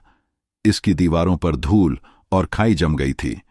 प्रवेश द्वार पर एक छोटा सा बोर्ड लटक रहा था, संपत्ति बिक्री के लिए, रॉय रियल एस्टेट। सरिता का खून ठंडा पड़ गया। रॉय, हर जगह वही नाम। क्या यह भी एक संयोग था या कुछ और गहरा? उसने एक गहरी सांस ली और अंदर चली गई, टूटे हुए शीशे और गिरी हुई छत वाली इमारत से गुजरते हुए। यहां, इसी फर्श पर उसने अपनी बेटी को जन्म दिया था। यहीं पर डॉक्टर सुनील ने उसे धोखा दिया था। आप यहां क्या कर रही हैं? एक आवाज ने उसके विचारों को तोड़ा। सरिता मुड़ी और एक बूढ़े आदमी को देखा, सफेद बालों वाला, झुर्रियों से भरा चेहरा, एक पुरानी वर्दी पहने हुए। उसके चेहरे पर एक अजीब सी पहचान की झलक थी। रमेश भाई? सरिता ने फुसफुसाया, उस नर्स को पहचानते हुए जो 22 साल पहले वहां था। आप अभी भी यहां हैं? रमेश ने उसकी ओर ध्यान से देखा, फिर उसकी आंखें चौड़ी हो गईं। सरिता देवी? उसने पूछा। उसकी आवाज में आश्चर्य और कुछ और भी था। क्या वह अपराध बोध था? वो इधर उधर देखा, जैसे कोई उन्हें देख न ले। आप वापस क्यों आई हैं? आपको यहां नहीं होना चाहिए। सरिता उसके पास गई। उसके चेहरे पर एक नया दृढ़ संकल्प था। मुझे सच्चाई जाननी है रमेश भाई, उसने कहा। मेरी बेटी जीवित है, मैंने उसे देखा है, वह रॉय परिवार के साथ है। रमेश का चेहरा पीला पड़ गया। वो इधर उधर देखता रहा, फिर सरिता को एक पुराने कमरे में ले गया जहां कभी नर्सरी हुआ करती थी। अब वहां सिर्फ टूटी फूटी अलमारियां और धूल से भरे फाइलिंग कैबिनेट थे। रमेश ने एक अलमारी का ताला खोला और एक पीला पुराना फाइल निकाला। मैं इसे वर्षों से छिपा रहा हूं, उसने बताया। उसकी उंगलियां फाइल पर कांप रही थीं। अगर वे जानते कि यह अभी भी मौजूद है। सरिता ने फाइल लिया। उसका दिल तेजी से धड़क रहा था। उस पर एक नाम लिखा था, इशिता बनर्जी। उसने फाइल खोला और अंदर क्या था उसे देखकर उसकी सांस रुक गई। एक बच्ची की तस्वीरें, एक गोद लेने का दस्तावेज और सबसे ऊपर सरिता के हस्ताक्षर। लेकिन वे हस्ताक्षर उसके नहीं थे। किसी ने उसके हस्ताक्षर की नकल की थी और गोद लेने वालों का पता, रॉय निवास, कोलकाता। यह इशिता है मेरी बेटी? सरिता ने पूछा। उसकी आवाज एक फुसफुसाहट से भी कम थी। रमेश ने सिर हिलाया। हाँ, डॉक्टर सुनील ने उस रात सब कुछ व्यवस्थित किया था। हमें बताया गया था कि बच्ची बीमार है और विशेष देखभाल की जरूरत है, लेकिन वह बिल्कुल स्वस्थ थी। मैंने देखा जब उन्होंने उसे रॉय की कार में ले जाया। सरिता का सिर चकरा रहा था। लेकिन क्यों? उन्होंने मेरी बेटी क्यों ली? रमेश ने नीचे देखा, शर्म से भरा हुआ। मुझे पूरी कहानी नहीं पता, लेकिन मैंने सुना कि कुसुम रॉय कभी बच्चे नहीं पैदा कर सकती थीं और उन्होंने एक वारिस चाहा। जबकि सरिता पुराने अस्पताल में यह सब पता लगा रही थी, रीमा अपना काम कर रही थी। अपने छोटे से कमरे में बैठकर वो रॉय परिवार के बारे में हर जानकारी खोज रही थी। रीमा के पास एक पुराना लैपटॉप था जो उसके भाई ने उसे दिया था और वो इंटरनेट पर सर्च कर रही थी। रॉय परिवार इतिहास, कुसुम रॉय बच्चे, रॉय गोद लेना। घंटों की खोज के बाद उसे कुछ चौंकाने वाली जानकारी मिली। कुसुम रॉय कभी भी गर्भवती नहीं हुई थीं। एक पुराने समाज पत्रिका के लेख में उल्लेख था कि उन्होंने कई गोद लेने की प्रक्रियाएं की थीं, लेकिन सब गोपनीय रखी गई थीं। और सबसे आश्चर्यजनक, डॉक्टर सुनील दास कुसुम के दूर के रिश्तेदार थे और परिवार के निजी चिकित्सक भी। रीमा ने और खोजबीन की। उसे पता चला कि सुनील के नाम पर एक बड़ा दान दिया गया था, वही अस्पताल जहां सरिता ने अपनी बेटी को जन्म दिया था, और वह दान इशिता के जन्म के ठीक बाद हुआ था। यह सब कुछ जुड़ रहा था, एक ऐसे तरीके से जो रीमा के रोंगटे खड़े कर रहा था। रीमा ने तय किया कि वह डॉक्टर सुनील से सीधे बात करेगी। उसने पता लगाया कि वह अब पार्क स्ट्रीट में एक महंगी क्लिनिक चलाते हैं। वो वहां पहुंची, एक मरीज होने का नाटक करते हुए। लेकिन जैसे ही वह क्लिनिक पहुंची, उसे एक झटका लगा। पूरी इमारत खाली थी। दरवाजे पर एक बड़ा नोटिस लगा था, स्वास्थ्य विभाग द्वारा बंद किया गया। क्या यह एक और संयोग था? इस बीच सरिता अपने छोटे से कमरे में वापस आ गई थी। उसके हाथों में अभी भी वह फाइल थी जिसे रमेश ने उसे दिया था। उसने अपनी अलमारी से एक छोटी, धूल भरी डिब्बी निकाली। उसमें एक पुरानी पीली पड़ गई तस्वीर थी, एक नवजात शिशु की, जिसकी ठुड्डी पर एक छोटा सा निशान था। सरिता ने अपनी उंगलियों से उस तस्वीर को सहलाया, फिर फाइल से निकाली तस्वीर के साथ उसकी तुलना की। निशान बिल्कुल एक समान था। अपने आंसुओं के बीच से सरिता ने फुसफुसाया, यह वही है, यह वास्तव में वही है। सरिता की आंखें अब नई दृढ़ता से चमक रही थीं। वो इशिता को वापस पाने के लिए कुछ भी करने को तैयार थी, भले ही इसका मतलब पूरे रॉय परिवार का सामना करना हो। उसने तस्वीर को अपने साड़ी के पल्लू में सावधानी से लपेट लिया और खिड़की की ओर मुड़ी, जहां से वह सूरज डूबते देख सकती थी। लेकिन जैसे ही उसने बाहर देखा, उसका दिल धड़क उठा। एक काली कार उसके छोटे से घर के सामने खड़ी थी। एक आदमी, लंबा चौड़े कंधों वाला, भूरे बालों वाला, कार से बाहर निकला और उसके घर को लंबे समय तक देखता रहा। उसने एक महंगा सूट पहना था और उसके हाथ में एक छोटा सा पैकेट था। वो आदमी बिना दरवाजा खटखटाए, बिना अंदर आने की कोशिश किए, बस वहां खड़ा रहा और देखता रहा। सरिता ने पूरी रात जागकर बिताई, हर आहट पर चौंकते हुए, अपनी झोपड़ी की खिड़की से पर्दे की दरार से बाहर देखते हुए। उसने मोमबत्ती जलाने की हिम्मत नहीं की, बस अंधेरे में बैठी रही, इशिता की तस्वीर को अपने सीने से लगाए हुए। उस आदमी की छवि जो काली कार से उतरा था, उसके दिमाग में घूम रही थी। क्या वह नील रॉय का आदमी था? क्या उसे यहां जान से मारने के लिए भेजा गया था? या शायद वह खुद डॉक्टर सुनील था? सुबह की पहली किरण के साथ सरिता ने देखा कि काली कार फिर से वहां खड़ी थी। इस बार उसका दिल उछलकर गले में आ गया। वही आदमी, लंबा सफेद बालों वाला, शायद 60 के आसपास, कार से उतरा और सीधे उसके दरवाजे की ओर बढ़ा। लेकिन अब कुछ अलग था। उसकी चाल में एक अजीब हिचकिचाहट थी, जैसे वह अनिश्चित हो कि उसे वहां होना चाहिए या नहीं। सरिता चुपचाप अपनी झोपड़ी के पीछे के दरवाजे की ओर बढ़ी, भागने के लिए तैयार। आदमी ने दरवाजा नहीं खटखटाया। इसके बजाय उसने एक लिफाफा दरवाजे के नीचे से फिसलाया और फिर मुड़कर अपनी कार की ओर लौट गया। सरिता ने उसे जाते देखा, फिर धीरे से दरवाजे तक चली और लिफाफे को उठाया। लिफाफा भारी था, महंगे कागज का बना हुआ, और उस पर सोने के अक्षरों में एक आर छपा था, रॉय का प्रतीक चिन्ह। सरिता ने अपनी कांपती उंगलियों से लिफाफा खोला। अंदर एक औपचारिक निमंत्रण था, हस्तलिखित और बेहद सुंदर कैलीग्राफी में। श्रीमती सरिता देवी, आपको रॉय निवास में एक सुलह दोपहर भोजन के लिए सम्मानपूर्वक आमंत्रित किया जाता है। आज दोपहर 1 बजे। इशिता। सरिता का हृदय एक अजीब मिश्रित भावना से भर गया, आशा और भय का अद्भुत संगम। उसकी बेटी ने उसे बुलाया था, वास्तव में उसे देखना चाहती थी, या यह एक जाल था? सरिता ने अपने आंसुओं को पोंछा और अपनी एकमात्र अच्छी साड़ी, लाल रंग की, जिसे वह केवल त्योहारों पर पहनती थी, को अलमारी से निकाला। आज वह अपनी बेटी से मिलने जा रही थी।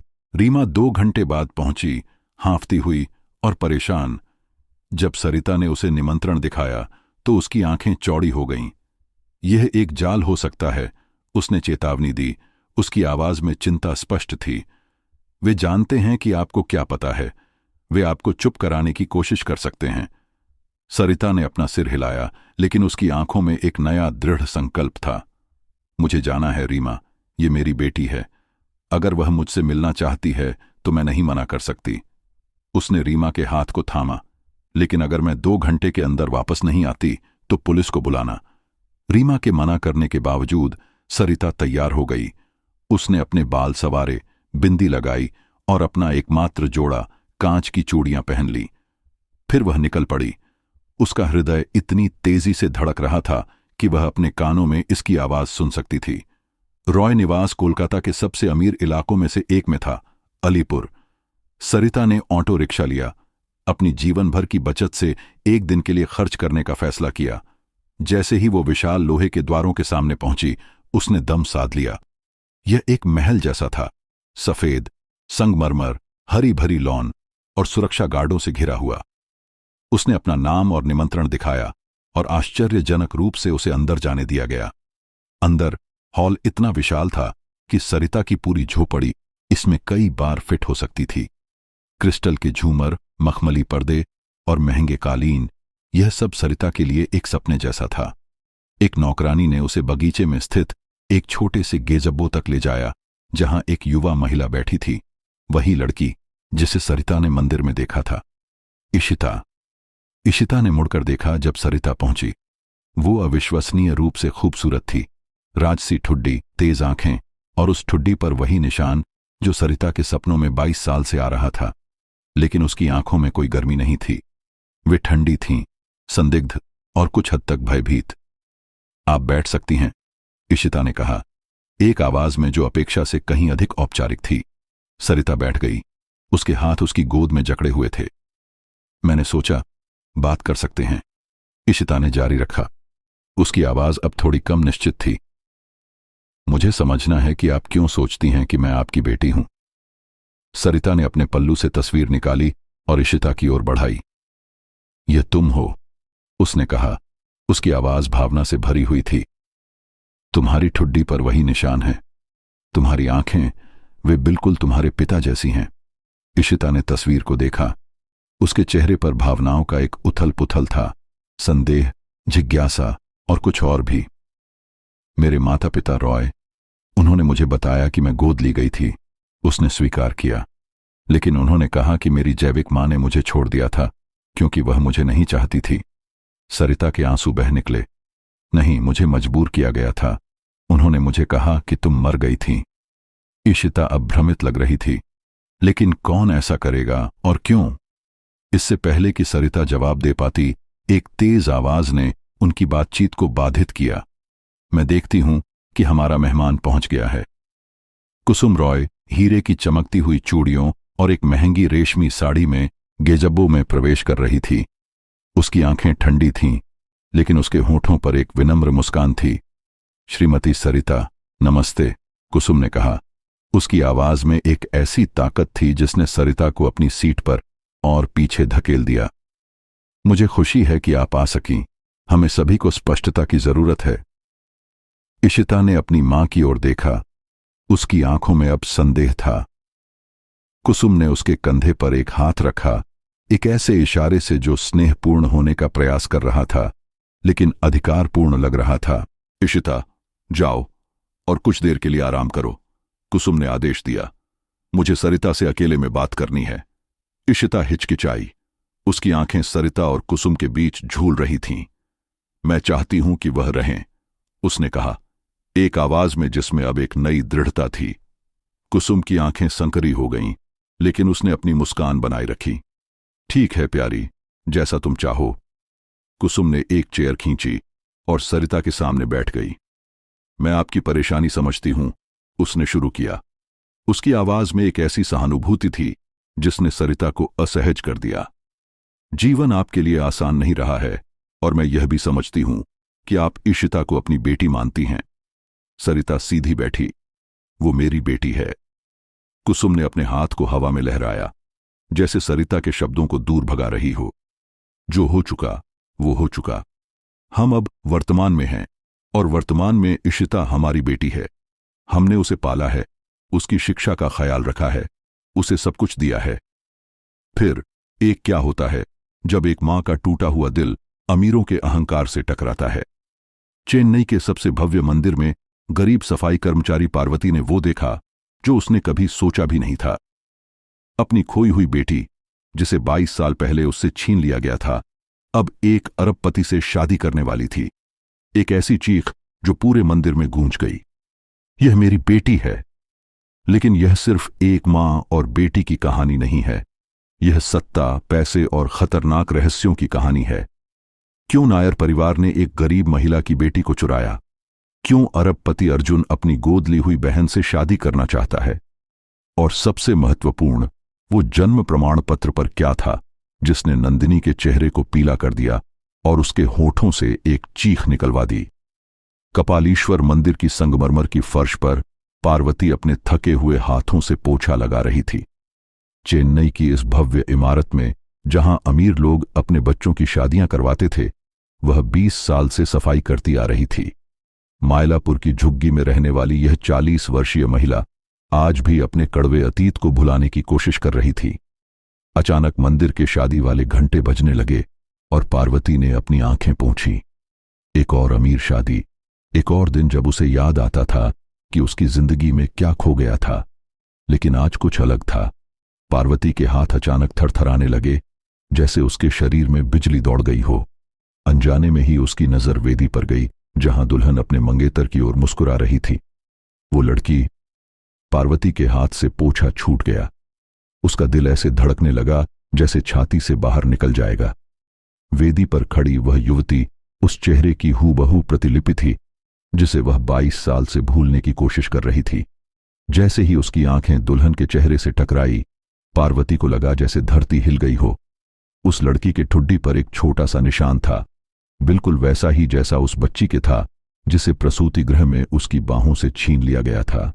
पार्वती का दिल ढोल की तरह बज रहा था और उसके अंदर गुस्सा, उम्मीद और डर का मिश्रण उबल रहा था। वो लड़खड़ाकर एक खंभे के पास पहुंची और कांपने लगी। वह लड़की उसकी बेटी थी और वह शादी करने वाली थी बिना यह जाने कि उसकी असली मां कौन है। पार्वती अब और चुप नहीं रह सकती थी। आंसुओं से भरी आंखों के साथ वो वेदी की ओर दौड़ी और समारोह को एक दबी हुई चीख से बाधित किया। यह मेरी बेटी है। सब लोग सन्न रह गए। दुल्हन ने घबराकर पीछे मुड़कर देखा। दूल्हा, प्रसिद्ध व्यापारी अर्जुन नायर, शांत बना रहा, लेकिन इससे पहले कि पार्वती कुछ और कह पाती, उसने दुल्हन के कान में कुछ फुसफुसाया और वो उसकी बाहों में बेहोश हो गई। हॉल में चीख पुकार मच गई और पार्वती आंसुओं में डूबी हुई बुदबुदाई, तुम्हें पता था है ना? घुटने के बल गिरते हुए पार्वती ने अपने चेहरे को दोनों हाथों से ढक लिया। उसके कांपते होठों से निकले शब्द पूरे मंदिर में गूंज गए। मेरी बेटी, मेरी प्यारी बेटी। 2 सुरक्षा गार्ड उसकी ओर दौड़े, लेकिन पार्वती की आंखें अभी भी उस लड़की पर टिकी थीं जिसे अब अर्जुन अपनी बाहों में उठाकर ले जा रहा था। मैंने तुम्हें 22 साल तक ढूंढा, पार्वती चिल्लाई, जबकि गार्ड उसे खींच कर ले जा रहे थे। वह तुम्हारी नहीं, मेरी बेटी है। अर्जुन ने मुड़कर देखा। उसकी आंखों में एक ऐसी चमक थी जो पार्वती को हिला गई। वो आंखें कुछ छिपा रही थीं, कोई भयानक राज जिसे वह बाहर आने से रोकना चाहता था। इसे यहां से बाहर निकालो, उसने आदेश दिया। उसकी आवाज इतनी ठंडी थी कि पार्वती के अंदर तक सर्दी पहुंच गई।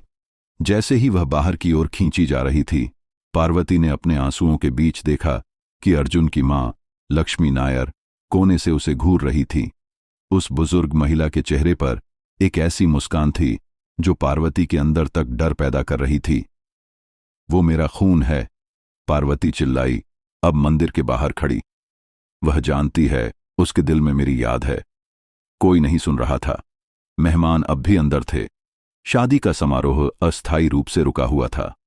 पार्वती ने सूरज की तपती रोशनी में खड़े होकर आखिरी बार मंदिर की ओर देखा।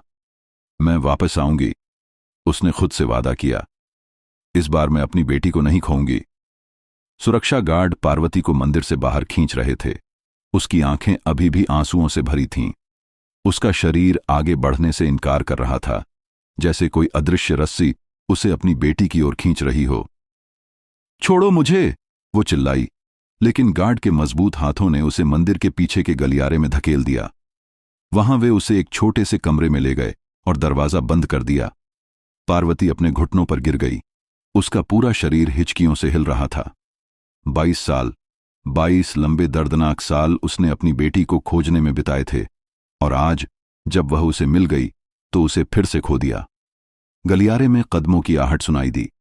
पार्वती ने अपना सिर उठाया, उम्मीद करते हुए कि शायद उसकी बेटी आई हो, लेकिन वहां एक दूसरी औरत थी, छोटी, पतली और पार्वती से कम 15 साल छोटी। विद्या, जो मंदिर में प्रसाद बांटने वाली के रूप में काम करती थी, पार्वती की ओर घबराहट भरी नजरों से देख रही थी। पार्वती दीदी, वह फुसफुसाई। उसकी आवाज में एक अजीब सी झिझक थी। आप ठीक तो हैं? मैंने आपको चिल्लाते सुना। उसने अपना वाक्य पूरा नहीं किया, और पार्वती को लगा जैसे विद्या के चेहरे पर कुछ और भी था। क्या वह डर था, या शायद किसी राज को छिपाने की कोशिश? पार्वती ने विद्या का हाथ पकड़ लिया।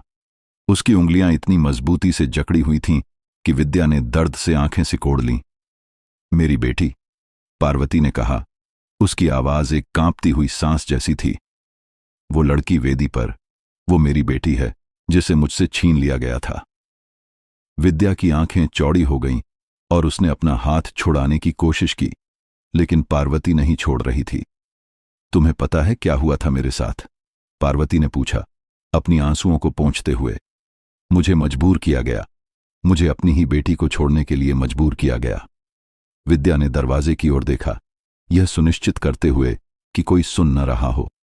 फिर उसने पार्वती के पास बैठकर उसके कांपते कंधे पर हाथ रखा। दीदी, मुझे बताओ, उसने धीरे से कहा। क्या हुआ था? कौन तुम्हारी बेटी को ले गया? पार्वती के चेहरे से खून उड़ गया, जैसे किसी ने उसकी आत्मा को ही छीन लिया हो। उसने अपने पल्लू से आंखें पोंछीं और तब शुरू किया वह कहानी जिसे उसने कभी किसी को नहीं बताया था। 22 साल पहले, पार्वती ने शुरू किया।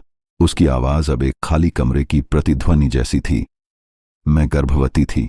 मेरे पति एक दुर्घटना में मारे गए थे और मैं अकेली थी, भयभीत और गरीब।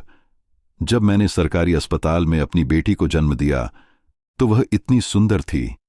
छोटे छोटे हाथ, चमकती आंखें और ठुड्डी पर वो छोटा सा निशान। पार्वती की आंखें फिर से भर आईं। लेकिन जब मैं सो रही थी तब डॉक्टर रमेश शास्त्री मेरे पास आए। उन्होंने कहा कि मेरी बेटी को एक दुर्लभ बीमारी है और उसे विशेष देखभाल की जरूरत है जो मैं कभी नहीं दे पाऊंगी। विद्या ने सांस रोक ली और फिर उन्होंने मुझे कागजात पर हस्ताक्षर करने के लिए मजबूर किया, कागजात जिन्हें मैं पढ़ भी नहीं सकती थी। पार्वती का चेहरा अब क्रोध से लाल हो गया था। उन्होंने कहा कि अगर मैं हस्ताक्षर नहीं करूंगी तो मेरी बेटी मर जाएगी। मैंने कागजात पर हस्ताक्षर कर दिए, यह सोचकर कि वे उसका इलाज करेंगे। अगले दिन उन्होंने मुझे बताया कि मेरी बेटी मर गई है। कोई अंतिम संस्कार नहीं, कोई शव नहीं, बस एक झूठ। विद्या की आंखें अब आश्चर्य से भरी हुई थीं। और तुम्हें कैसे पता चला कि वह जिंदा है? पार्वती ने अपने ब्लाउज के अंदर से एक पुराना मुड़ा हुआ अखबार का टुकड़ा निकाला। 3 साल बाद मैंने यह देखा, एक अखबार में एक तस्वीर, नायर परिवार और उनकी गोद ली हुई बेटी। उस लड़की की ठुड्डी पर वही निशान था। वो रुकी और फिर एक दर्दनाक सच्चाई के साथ आगे बढ़ी। और मुझे लगता है कि जो व्यक्ति इसके पीछे था वो उस लड़की से शादी करने वाला है। विद्या का चेहरा पीला पड़ गया। अर्जुन नायर? लेकिन वो अचानक रुक गई, जैसे कुछ याद आया हो। मेरा भाई उनकी कंपनी में काम करता था, नायर इंडस्ट्रीज में। उसे बिना किसी कारण के निकाल दिया गया। उसने हमेशा कहा कि वहां कुछ गड़बड़ है, ऐसे स्कैंडल जिन्हें पैसे से दबा दिया जाता है। वो पार्वती की आंखों में देखकर बोली, क्या यह संयोग हो सकता है? पार्वती ने अपने होंठ कसकर बंद कर लिए। संयोग नहीं है। मुझे लगता है कि नायर परिवार ने मेरी बेटी को चुराया और अब अर्जुन उससे शादी करना चाहता है। उसकी आवाज कांप रही थी। लेकिन क्यों? वह क्यों अपनी गोद ली हुई बहन से शादी करना चाहता है? इस सवाल से पहले कि विद्या जवाब दे पाती, वेदी के कमरे से शोर सुनाई दिया। दोनों औरतें खड़ी हो गईं और दरवाजे की ओर भागीं। वहां उन्होंने देखा कि एक बुजुर्ग महिला, जिसे पार्वती ने पहचान लिया कि वह अर्जुन की मां लक्ष्मी नायर थी, दुल्हन के कमरे में प्रवेश कर रही थी। उसके चेहरे पर एक कठोर अभिव्यक्ति थी और उसकी आवाज बर्फ की तरह ठंडी थी। समारोह जारी रहेगा, वह आदेश दे रही थी। उस औरत को यहां से दूर रखो। पार्वती के हाथ मुट्ठियों में बंद हो गए। मुझे मेरी बेटी से मिलना है, उसने विद्या से कहा। मुझे उसे सच्चाई बतानी है।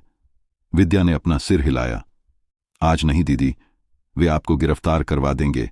मैं आपकी मदद करूंगी, लेकिन हमें समझदारी से आगे बढ़ना होगा। घंटों बाद जब सूरज ढलने लगा था, पार्वती अपने छोटे से झोपड़े की ओर पैदल जा रही थी। नायर परिवार ने उसे किसी भी कपालीश्वर मंदिर में फिर कभी प्रवेश करने से मना कर दिया था, लेकिन उसके दिमाग में एक नाम गूंज रहा था, एक नाम जिसे वह कभी नहीं भूली थी। डॉक्टर रमेश शास्त्री, वह डॉक्टर जिसने उसे सालों पहले उन कागजात पर हस्ताक्षर करने के लिए मजबूर किया था। उसकी बेटी को गोद देने का रास्ता साफ हुआ था। पार्वती पसीने से तर और थकी हुई अपने घर पहुंची। पूरा दिन अपनी बेटी के बारे में सोचते हुए, अपने अतीत के दर्द को फिर से महसूस करते हुए, वह अब और कुछ नहीं चाहती थी, बस आराम करना। लेकिन जैसे ही उसने अपने झोपड़े का दरवाजा खोला, उसका दिल धड़क उठा। दरवाजे के नीचे से एक सफेद लिफाफा दिखाई दे रहा था। उसने अपने कांपते हाथों से उसे उठाया और खोला। अंदर एक मोटे काले अक्षरों में लिखा संदेश था, जिसे पढ़कर उसके पैरों तले से जमीन खिसक गई। तुम पूरी सच्चाई नहीं जानती हो।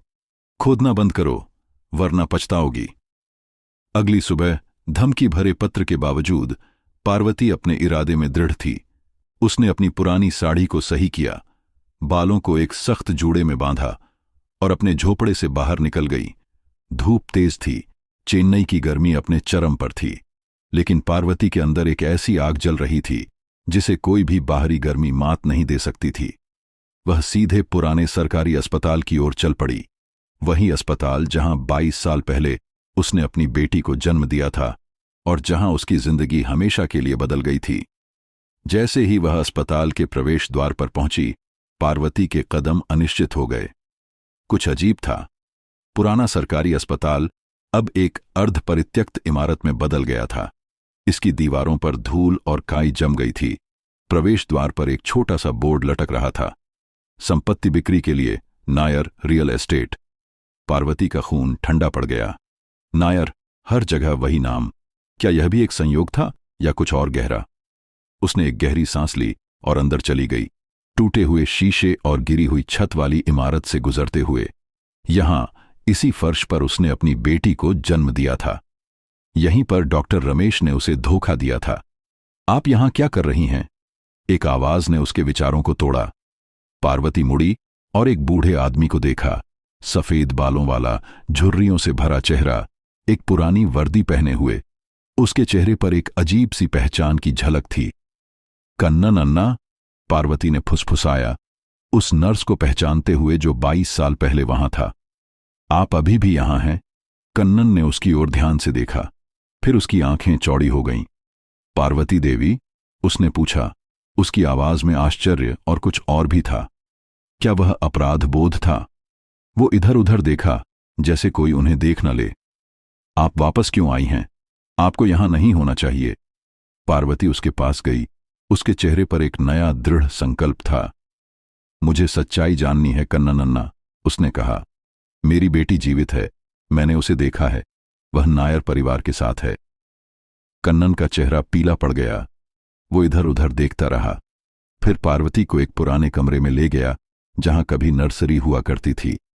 अब वहां सिर्फ टूटी फूटी अलमारियां और धूल से भरे फाइलिंग कैबिनेट थे। कन्नन ने एक अलमारी का ताला खोला और एक पीला पुराना फाइल निकाला। मैं इसे वर्षों से छिपा रहा हूं, उसने बताया। उसकी उंगलियां फाइल पर कांप रही थीं। अगर वे जानते कि यह अभी भी मौजूद है। पार्वती ने फाइल लिया। उसका दिल तेजी से धड़क रहा था। उस पर एक नाम लिखा था, नंदिनी राव। उसने फाइल खोला और अंदर क्या था, उसे देखकर उसकी सांस रुक गई। एक बच्ची की तस्वीरें, एक गोद लेने का दस्तावेज और सबसे ऊपर पार्वती के हस्ताक्षर। लेकिन वे हस्ताक्षर उसके नहीं थे।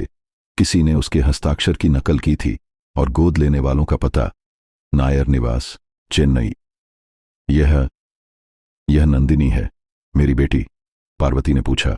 उसकी आवाज एक फुसफुसाहट से भी कम थी। कन्नन ने सिर हिलाया। हां, डॉक्टर रमेश ने उस रात सब कुछ व्यवस्थित किया था। हमें बताया गया था कि बच्ची बीमार है और विशेष देखभाल की जरूरत है, लेकिन वह बिल्कुल स्वस्थ थी। मैंने देखा जब उन्होंने उसे नायर की कार में ले जाया। पार्वती का सिर चकरा रहा था। लेकिन क्यों? उन्होंने मेरी बेटी क्यों ली? कन्नन ने नीचे देखा, शर्म से भरा हुआ। मुझे पूरी कहानी नहीं पता, लेकिन मैंने सुना कि लक्ष्मी नायर कभी बच्चे नहीं पैदा कर सकती थीं और उन्होंने एक वारिस चाहा। जबकि पार्वती पुराने अस्पताल में यह सब पता लगा रही थी, विद्या अपना काम कर रही थी। अपने छोटे से कमरे में बैठकर वो नायर परिवार के बारे में हर जानकारी खोज रही थी। विद्या के पास एक पुराना लैपटॉप था जो उसके भाई ने उसे दिया था और वो इंटरनेट पर सर्च कर रही थी। नायर परिवार इतिहास, लक्ष्मी नायर बच्चे, नायर गोद लेना। घंटों की खोज के बाद उसे कुछ चौंकाने वाली जानकारी मिली। लक्ष्मी नायर कभी भी गर्भवती नहीं हुई थीं। एक पुराने समाज पत्रिका के लेख में उल्लेख था कि उन्होंने कई गोद लेने की प्रक्रियाएं की थीं, लेकिन सब गोपनीय रखी गई थीं। और सबसे आश्चर्यजनक, डॉक्टर रमेश शास्त्री लक्ष्मी के दूर के रिश्तेदार थे और परिवार के निजी चिकित्सक भी। विद्या ने और खोजबीन की। उसे पता चला कि रमेश के नाम पर एक बड़ा दान दिया गया था, वही अस्पताल जहां पार्वती ने अपनी बेटी को जन्म दिया था, और वह दान नंदिनी के जन्म के ठीक बाद हुआ था। यह सब कुछ जुड़ रहा था, एक ऐसे तरीके से जो विद्या के रोंगटे खड़े कर रहा था।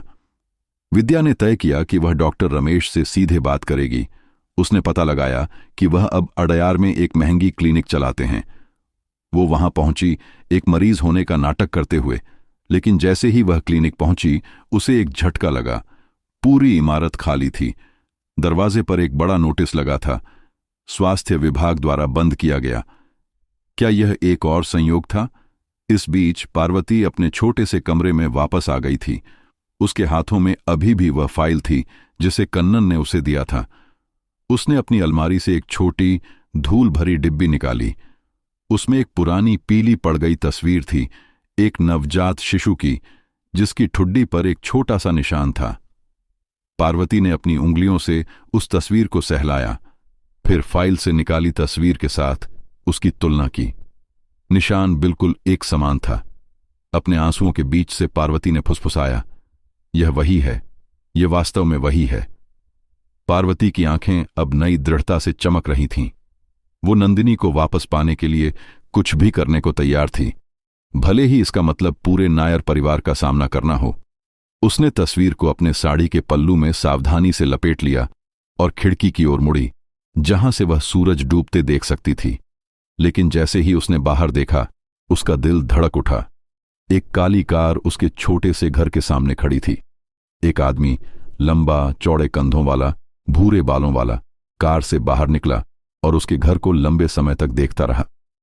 उसने एक महंगा सूट पहना था और उसके हाथ में एक छोटा सा पैकेट था। वो आदमी बिना दरवाजा खटखटाए, बिना अंदर आने की कोशिश किए, बस वहां खड़ा रहा और देखता रहा। पार्वती ने पूरी रात जाग कर बिताई, हर आहट पर चौंकते हुए, अपनी झोपड़ी की खिड़की से पर्दे की दरार से बाहर देखते हुए।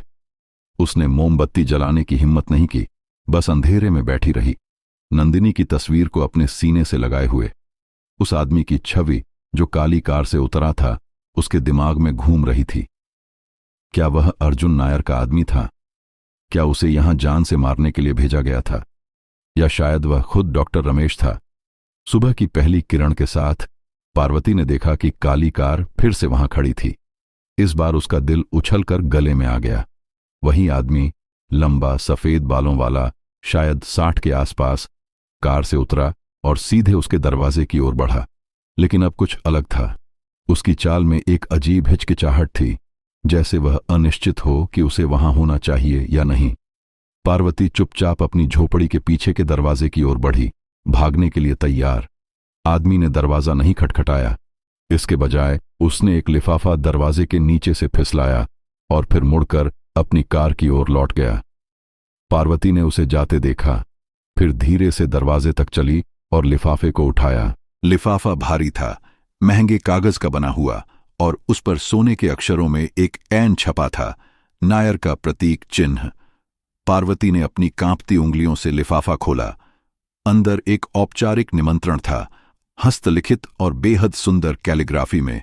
श्रीमती पार्वती देवी, आपको नायर निवास में एक सुलह दोपहर भोजन के लिए सम्मानपूर्वक आमंत्रित किया जाता है, आज दोपहर 1 बजे।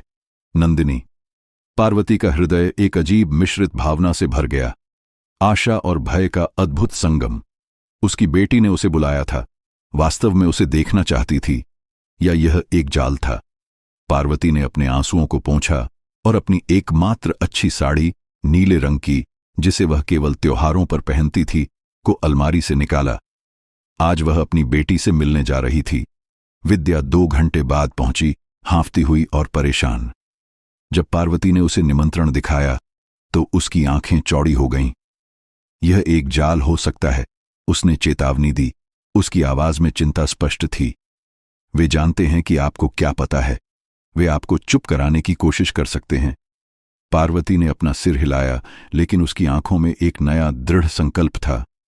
मुझे जाना है विद्या, यह मेरी बेटी है, अगर वह मुझसे मिलना चाहती है तो मैं नहीं मना कर सकती। उसने विद्या के हाथ को थामा। लेकिन अगर मैं 2 घंटे के अंदर वापस नहीं आती तो पुलिस को बुलाना। विद्या के मना करने के बावजूद पार्वती तैयार हो गई। उसने अपने बाल संवारे, बिंदी लगाई और अपना एकमात्र जोड़ा कांच की चूड़ियां पहन ली। फिर वह निकल पड़ी। उसका हृदय इतनी तेजी से धड़क रहा था कि वह अपने कानों में इसकी आवाज सुन सकती थी। नायर निवास चेन्नई के सबसे अमीर इलाकों में से एक में था, बेसेंट नगर। पार्वती ने ऑटो रिक्शा लिया, अपनी जीवन भर की बचत से एक दिन के लिए खर्च करने का फैसला किया। जैसे ही वो विशाल लोहे के द्वारों के सामने पहुंची, उसने दम साध लिया। यह एक महल जैसा था, सफेद, संगमरमर, हरी भरी लॉन और सुरक्षा गार्डों से घिरा हुआ। उसने अपना नाम और निमंत्रण दिखाया और आश्चर्यजनक रूप से उसे अंदर जाने दिया गया। अंदर हॉल इतना विशाल था कि पार्वती की पूरी झोपड़ी इसमें कई बार फिट हो सकती थी। क्रिस्टल के झूमर, मखमली पर्दे और महंगे कालीन, यह सब पार्वती के लिए एक सपने जैसा था। एक नौकरानी ने उसे बगीचे में स्थित एक छोटे से गेजबो तक ले जाया, जहां एक युवा महिला बैठी थी, वही लड़की जिसे पार्वती ने मंदिर में देखा था। नंदिनी। नंदिनी ने मुड़कर देखा जब पार्वती पहुंची। वो अविश्वसनीय रूप से खूबसूरत थी, राजसी ठुड्डी, तेज आंखें, और उस ठुड्डी पर वही निशान जो पार्वती के सपनों में 22 साल से आ रहा था। लेकिन उसकी आंखों में कोई गर्मी नहीं थी, वे ठंडी थीं, संदिग्ध और कुछ हद तक भयभीत। आप बैठ सकती हैं, नंदिनी ने कहा, एक आवाज में जो अपेक्षा से कहीं अधिक औपचारिक थी। पार्वती बैठ गई। उसके हाथ उसकी गोद में जकड़े हुए थे। मैंने सोचा बात कर सकते हैं, नंदिनी ने जारी रखा। उसकी आवाज अब थोड़ी कम निश्चित थी। मुझे समझना है कि आप क्यों सोचती हैं कि मैं आपकी बेटी हूं। पार्वती ने अपने पल्लू से तस्वीर निकाली और नंदिनी की ओर बढ़ाई। यह तुम हो, उसने कहा। उसकी आवाज भावना से भरी हुई थी।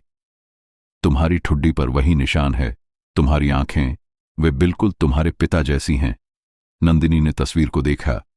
उसके चेहरे पर भावनाओं का एक उथल पुथल था, संदेह, जिज्ञासा और कुछ और भी। मेरे माता पिता नायर, उन्होंने मुझे बताया कि मैं गोद ली गई थी। उसने स्वीकार किया। लेकिन उन्होंने कहा कि मेरी जैविक मां ने मुझे छोड़ दिया था क्योंकि वह मुझे नहीं चाहती थी। पार्वती के आंसू बह निकले। नहीं, मुझे मजबूर किया गया था। उन्होंने मुझे कहा कि तुम मर गई थी। नंदिनी अब भ्रमित लग रही थी। लेकिन कौन ऐसा करेगा और क्यों? इससे पहले कि पार्वती जवाब दे पाती, एक तेज आवाज ने उनकी बातचीत को बाधित किया। मैं देखती हूं कि हमारा मेहमान पहुंच गया है। लक्ष्मी नायर हीरे की चमकती हुई चूड़ियों और एक महंगी रेशमी साड़ी में गिज़बो में प्रवेश कर रही थी। उसकी आंखें ठंडी थीं, लेकिन उसके होठों पर एक विनम्र मुस्कान थी। श्रीमती पार्वती, नमस्ते, लक्ष्मी ने कहा। उसकी आवाज में एक ऐसी ताकत थी जिसने पार्वती को अपनी सीट पर और पीछे धकेल दिया। मुझे खुशी है कि आप आ सकीं। हमें सभी को स्पष्टता की जरूरत है। नंदिनी ने अपनी मां की ओर देखा। उसकी आंखों में अब संदेह था। लक्ष्मी ने उसके कंधे पर एक हाथ रखा, एक ऐसे इशारे से जो स्नेहपूर्ण होने का प्रयास कर रहा था, लेकिन अधिकारपूर्ण लग रहा था। नंदिनी, जाओ और कुछ देर के लिए आराम करो, लक्ष्मी ने आदेश दिया। मुझे पार्वती से अकेले में बात करनी है। नंदिनी हिचकिचाई। उसकी आंखें पार्वती और लक्ष्मी के बीच झूल रही थीं। मैं चाहती हूं कि वह रहें, उसने कहा, एक आवाज में जिसमें अब एक नई दृढ़ता थी। लक्ष्मी की आंखें संकरी हो गईं, लेकिन उसने अपनी मुस्कान बनाए रखी। ठीक है प्यारी, जैसा तुम चाहो। लक्ष्मी ने एक चेयर खींची और पार्वती के सामने बैठ गई। मैं आपकी परेशानी समझती हूं, उसने शुरू किया। उसकी आवाज में एक ऐसी सहानुभूति थी जिसने पार्वती को असहज कर दिया। जीवन आपके लिए आसान नहीं रहा है, और मैं यह क्या होता है जब एक मां का टूटा हुआ दिल अमीरों के अहंकार से टकराता है। दिल्ली के सबसे भव्य मंदिर में गरीब सफाई कर्मचारी निर्मला ने वो देखा जो उसने कभी सोचा भी नहीं था। अपनी खोई हुई बेटी, जिसे 22 साल पहले उससे छीन लिया गया था, अब एक अरबपति से शादी करने वाली थी। एक ऐसी चीख जो पूरे मंदिर में गूंज गई, ये मेरी बेटी है। लेकिन यह सिर्फ एक मां और बेटी की कहानी नहीं है। यह सत्ता, पैसे और खतरनाक रहस्यों की कहानी है। क्यों मेहरा परिवार ने एक गरीब महिला की बेटी को चुराया? क्यों अरबपति विक्रम अपनी गोद ली हुई बहन से शादी करना चाहता है?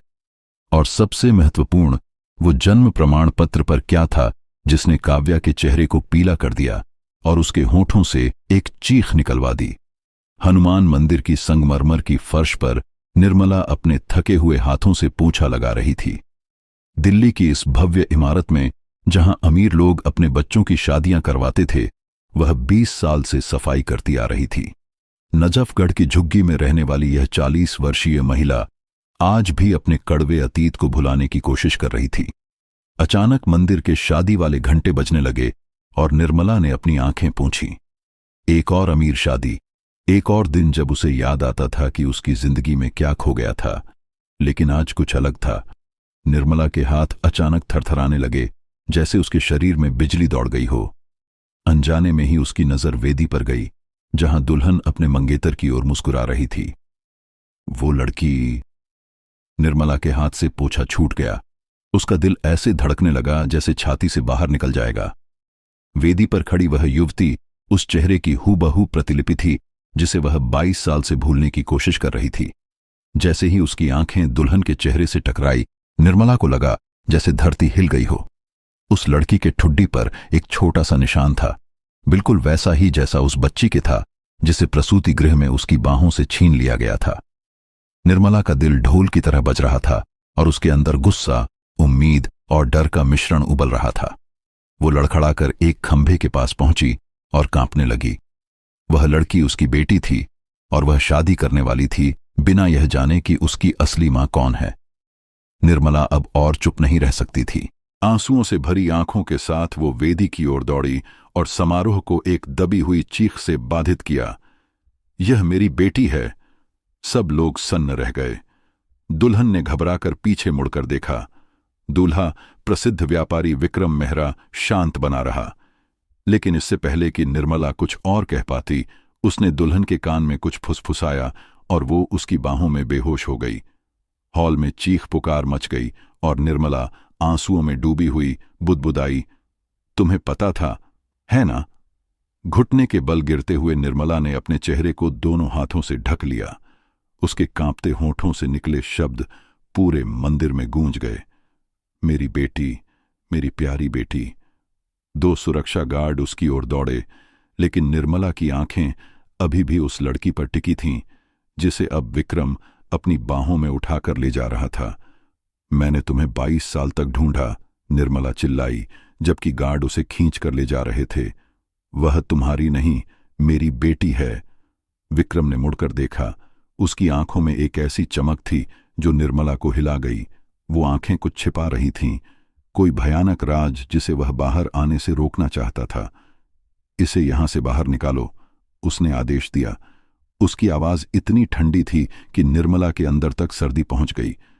जैसे ही वह बाहर की ओर खींची जा रही थी, निर्मला ने अपने आंसुओं के बीच देखा कि विक्रम की मां सुमित्रा मेहरा कोने से उसे घूर रही थी।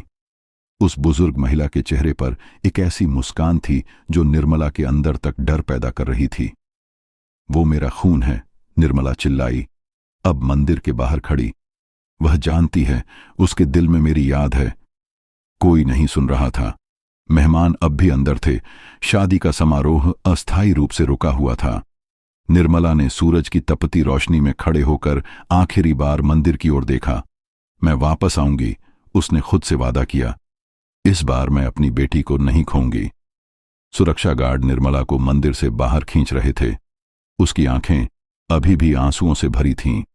उसका शरीर आगे बढ़ने से इनकार कर रहा था, जैसे कोई अदृश्य रस्सी उसे अपनी बेटी की ओर खींच रही हो। छोड़ो मुझे, वो चिल्लाई, लेकिन गार्ड के मजबूत हाथों ने उसे मंदिर के पीछे के गलियारे में धकेल दिया। वहां वे उसे एक छोटे से कमरे में ले गए और दरवाजा बंद कर दिया। निर्मला अपने घुटनों पर गिर गई। उसका पूरा शरीर हिचकियों से हिल रहा था।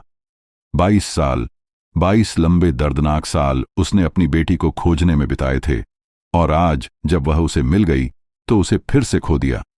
गलियारे में कदमों की आहट सुनाई दी। निर्मला ने अपना सिर उठाया, उम्मीद करते हुए कि शायद उसकी बेटी आई हो, लेकिन वहां एक दूसरी औरत थी, छोटी, पतली और निर्मला से कम 15 साल छोटी। रानी, जो मंदिर में दीप जलाने वाली के रूप में काम करती थी, निर्मला की ओर घबराहट भरी नजरों से देख रही थी। निर्मला दीदी, वह फुसफुसाई। उसकी आवाज में एक अजीब सी झिझक थी। आप ठीक तो हैं? मैंने आपको चिल्लाते सुना। उसने अपना वाक्य पूरा नहीं किया और निर्मला को लगा जैसे रानी के चेहरे पर कुछ और भी था। क्या वह डर था या शायद किसी राज को छिपाने की कोशिश? निर्मला ने रानी का हाथ पकड़ लिया। उसकी उंगलियां इतनी मजबूती से जकड़ी हुई थीं कि रानी ने दर्द से आंखें सिकोड़ लीं। मेरी बेटी, निर्मला ने कहा। उसकी आवाज एक कांपती हुई सांस जैसी थी। वो लड़की वेदी पर, वो मेरी बेटी है जिसे मुझसे छीन लिया गया था। रानी की आंखें चौड़ी हो गईं और उसने अपना हाथ छुड़ाने की कोशिश की, लेकिन निर्मला नहीं छोड़ रही थी। तुम्हें पता है क्या हुआ था मेरे साथ? निर्मला ने पूछा, अपनी आंसुओं को पोंछते हुए। मुझे मजबूर किया गया, मुझे अपनी ही बेटी को छोड़ने के लिए मजबूर किया गया। रानी ने दरवाजे की ओर देखा, यह सुनिश्चित करते हुए कि कोई सुन न रहा हो। फिर उसने निर्मला के पास बैठकर उसके कांपते कंधे पर हाथ रखा। दीदी, मुझे बताओ, उसने धीरे से कहा, क्या हुआ था? कौन तुम्हारी बेटी को ले गया? निर्मला के चेहरे से खून उड़ गया, जैसे किसी ने उसकी आत्मा को ही छीन लिया हो। उसने अपने पल्लू से आंखें पोंछीं और तब शुरू किया वह कहानी जिसे उसने कभी किसी को नहीं बताया था। 20 साल पहले, निर्मला ने शुरू किया। उसकी आवाज अब एक खाली कमरे की प्रतिध्वनि जैसी थी। मैं गर्भवती थी। मेरे पति एक दुर्घटना में मारे गए थे और मैं अकेली थी, भयभीत और गरीब। जब मैंने सरकारी अस्पताल में अपनी बेटी को जन्म दिया तो वह इतनी सुंदर थी, छोटे छोटे हाथ, चमकती आंखें और ठुड्डी पर वो छोटा सा निशान। निर्मला की आंखें फिर से भर आईं। लेकिन जब मैं सो रही थी तब डॉक्टर अशोक वर्मा मेरे पास आए। उन्होंने कहा कि मेरी बेटी को एक दुर्लभ बीमारी है और उसे विशेष देखभाल की जरूरत है जो मैं कभी नहीं दे पाऊंगी। रानी ने सांस रोक ली और फिर उन्होंने मुझे कागजात पर हस्ताक्षर करने के लिए मजबूर किया, कागजात जिन्हें मैं पढ़ भी नहीं सकती थी। निर्मला का चेहरा अब क्रोध से लाल हो गया था। उन्होंने कहा कि अगर मैं हस्ताक्षर नहीं करूंगी तो मेरी बेटी मर जाएगी। मैंने कागजात पर हस्ताक्षर कर दिए, ये सोचकर कि वे उसका इलाज करेंगे। अगले दिन उन्होंने मुझे बताया कि मेरी बेटी मर गई है। कोई अंतिम संस्कार नहीं, कोई शव नहीं, बस एक झूठ। रानी की आंखें अब आश्चर्य से भरी हुई थीं। और तुम्हें कैसे पता चला कि वह जिंदा है? निर्मला ने अपने ब्लाउज के अंदर से एक पुराना मुड़ा हुआ अखबार का टुकड़ा निकाला। 3 साल बाद मैंने यह देखा, एक अखबार में एक तस्वीर, मेहरा परिवार और उनकी गोद ली हुई बेटी। उस लड़की की ठुड्डी पर वही निशान था। वो रुकी और फिर एक दर्दनाक सच्चाई के साथ आगे बढ़ी। और मुझे लगता है कि जो व्यक्ति इसके पीछे था वो उस लड़की से शादी करने वाला है। रानी का चेहरा पीला पड़ गया। विक्रम मेहरा? लेकिन वो अचानक रुक गई, जैसे कुछ याद आया हो। मेरा भाई उनकी कंपनी में काम करता था, मेहरा इंडस्ट्रीज में। उसे बिना किसी कारण के निकाल दिया गया। उसने हमेशा कहा कि वहां कुछ गड़बड़ है, ऐसे स्कैंडल जिन्हें पैसे से दबा दिया जाता है। वो निर्मला की आंखों में देखकर बोली, क्या यह संयोग हो सकता है? निर्मला ने अपने होंठ कसकर बंद कर लिए। संयोग नहीं है। मुझे लगता है कि मेहरा परिवार ने मेरी बेटी को चुराया और अब विक्रम उससे शादी करना चाहता है। उसकी आवाज कांप रही थी। लेकिन क्यों? वह क्यों अपनी गोद ली हुई बहन से शादी करना चाहता है? इस सवाल से पहले कि रानी जवाब दे पाती, वेदी के कमरे से शोर सुनाई दिया। दोनों औरतें खड़ी हो गईं और दरवाजे की ओर भागीं। वहां उन्होंने देखा कि एक बुजुर्ग महिला, जिसे निर्मला ने पहचान लिया कि वह विक्रम की मां सुमित्रा मेहरा थी, दुल्हन के कमरे में प्रवेश कर रही थी। उसके चेहरे पर एक कठोर अभिव्यक्ति थी और उसकी आवाज बर्फ की तरह ठंडी थी। समारोह जारी रहेगा, वह आदेश दे रही थी। उस औरत को यहां से दूर रखो। निर्मला के हाथ मुट्ठियों में बंद हो गए।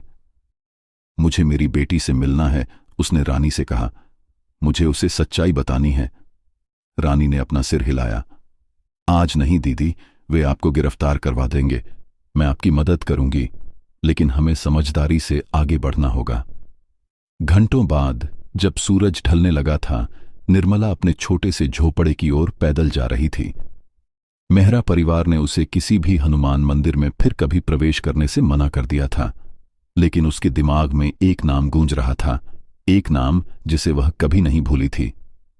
डॉक्टर अशोक वर्मा, वह डॉक्टर जिसने उसे सालों पहले उन कागजात पर हस्ताक्षर करने के लिए मजबूर किया था। उसकी बेटी को गोद देने का रास्ता साफ हुआ था। निर्मला पसीने से तर और थकी हुई अपने घर पहुंची। पूरा दिन अपनी बेटी के बारे में सोचते हुए, अपने अतीत के दर्द को फिर से महसूस करते हुए, वह अब और कुछ नहीं चाहती थी, बस आराम करना। लेकिन जैसे ही उसने अपने झोंपड़े का दरवाजा खोला, उसका दिल धड़क उठा। दरवाजे के नीचे से एक सफेद लिफाफा दिखाई दे रहा था। उसने अपने कांपते हाथों से उसे उठाया और खोला।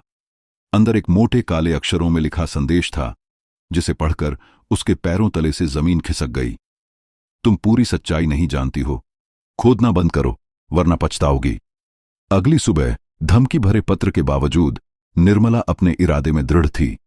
उसने अपनी पुरानी साड़ी को सही किया, बालों को एक सख्त जूड़े में बांधा और अपने झोपड़े से बाहर निकल गई। धूप तेज थी, दिल्ली की गर्मी अपने चरम पर थी, लेकिन निर्मला के अंदर एक ऐसी आग जल रही थी जिसे कोई भी बाहरी गर्मी मात नहीं दे सकती थी। वह सीधे पुराने सरकारी अस्पताल की ओर चल पड़ी। वही अस्पताल जहां 22 साल पहले उसने अपनी बेटी को जन्म दिया था और जहां उसकी जिंदगी हमेशा के लिए बदल गई थी। जैसे ही वह अस्पताल के प्रवेश द्वार पर पहुंची, निर्मला के कदम अनिश्चित हो गए। कुछ अजीब था। पुराना सरकारी अस्पताल अब एक अर्ध परित्यक्त इमारत में बदल गया था। इसकी दीवारों पर धूल और काई जम गई थी। प्रवेश द्वार पर एक छोटा सा बोर्ड लटक रहा था, संपत्ति बिक्री के लिए, मेहरा रियल एस्टेट। निर्मला का खून ठंडा पड़ गया। मेहरा, हर जगह वही नाम। क्या यह भी एक संयोग था या कुछ और गहरा? उसने एक गहरी सांस ली और अंदर चली गई। टूटे हुए शीशे, और गिरी हुई छत वाली इमारत से गुजरते हुए। यहां इसी फर्श पर उसने अपनी बेटी को जन्म दिया था। यहीं पर डॉक्टर अशोक ने उसे धोखा दिया था। आप यहां क्या कर रही हैं? एक आवाज ने उसके विचारों को तोड़ा। निर्मला मुड़ी और एक बूढ़े आदमी को देखा। सफेद बालों वाला, झुर्रियों से भरा चेहरा, एक पुरानी वर्दी पहने हुए। उसके चेहरे पर एक अजीब सी पहचान की झलक थी। रामू चाचा? निर्मला ने फुसफुसाया, उस नर्स को पहचानते हुए जो 22 साल पहले वहां था। आप अभी भी यहां हैं? रामू ने उसकी ओर ध्यान से देखा, फिर उसकी आंखें चौड़ी हो गईं। निर्मला देवी? उसने पूछा। उसकी आवाज में आश्चर्य और कुछ और भी था।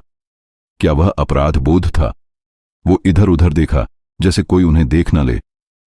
आप वापस क्यों आई हैं? आपको यहां नहीं होना चाहिए। निर्मला उसके पास गई। उसके चेहरे पर एक नया दृढ़ संकल्प था। मुझे सच्चाई जाननी है रामू चाचा, उसने कहा। मेरी बेटी जीवित है, मैंने उसे देखा है। वह मेहरा परिवार के साथ है। रामू का चेहरा पीला पड़ गया।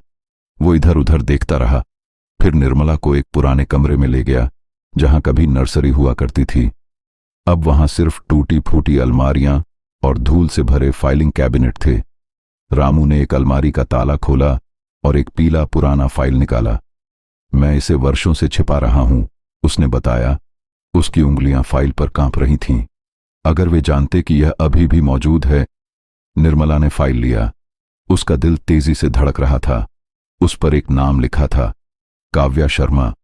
उसने फाइल खोला और अंदर क्या था उसे देखकर उसकी सांस रुक गई। एक बच्ची की तस्वीरें, एक गोद लेने का दस्तावेज और सबसे ऊपर निर्मला के हस्ताक्षर। लेकिन वे हस्ताक्षर उसके नहीं थे। किसी ने उसके हस्ताक्षर की नकल की थी और गोद लेने वालों का पता, मेहरा निवास, दिल्ली। ये काव्या है मेरी बेटी? निर्मला ने पूछा। उसकी आवाज एक फुसफुसाहट से भी कम थी। रामू ने सिर हिलाया। हां, डॉक्टर अशोक ने उस रात सब कुछ व्यवस्थित किया था। हमें बताया गया था कि बच्ची बीमार है और विशेष देखभाल की जरूरत है, लेकिन वह बिल्कुल स्वस्थ थी। मैंने देखा जब उन्होंने उसे मेहरा की कार में ले जाया। निर्मला का सिर चकरा रहा था। लेकिन क्यों? उन्होंने मेरी बेटी क्यों ली? रामू ने नीचे देखा, शर्म से भरा हुआ।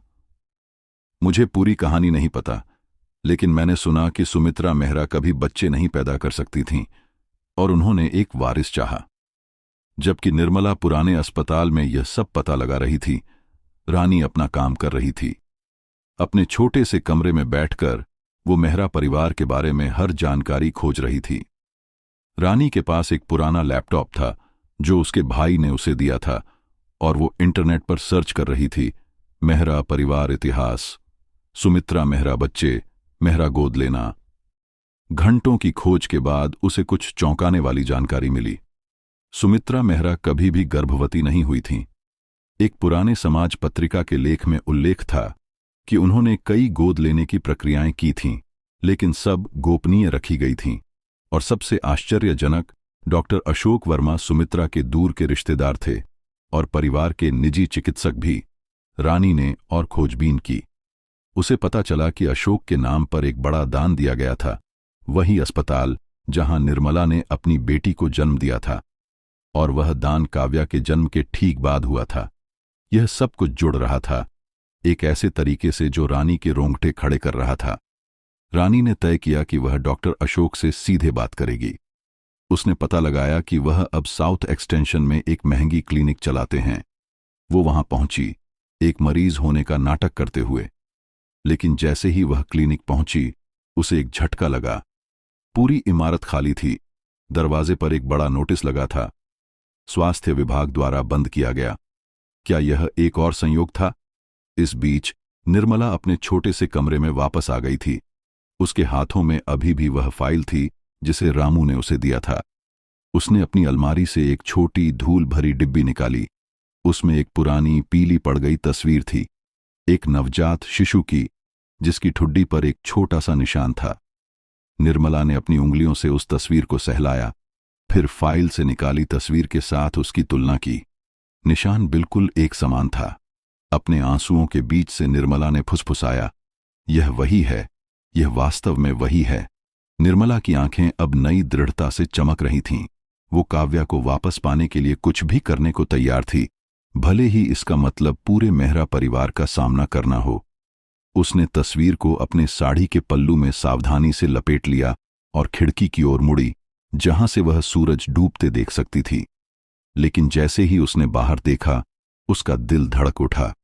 एक काली कार उसके छोटे से घर के सामने खड़ी थी। एक आदमी, लंबा चौड़े कंधों वाला, भूरे बालों वाला, कार से बाहर निकला और उसके घर को लंबे समय तक देखता रहा।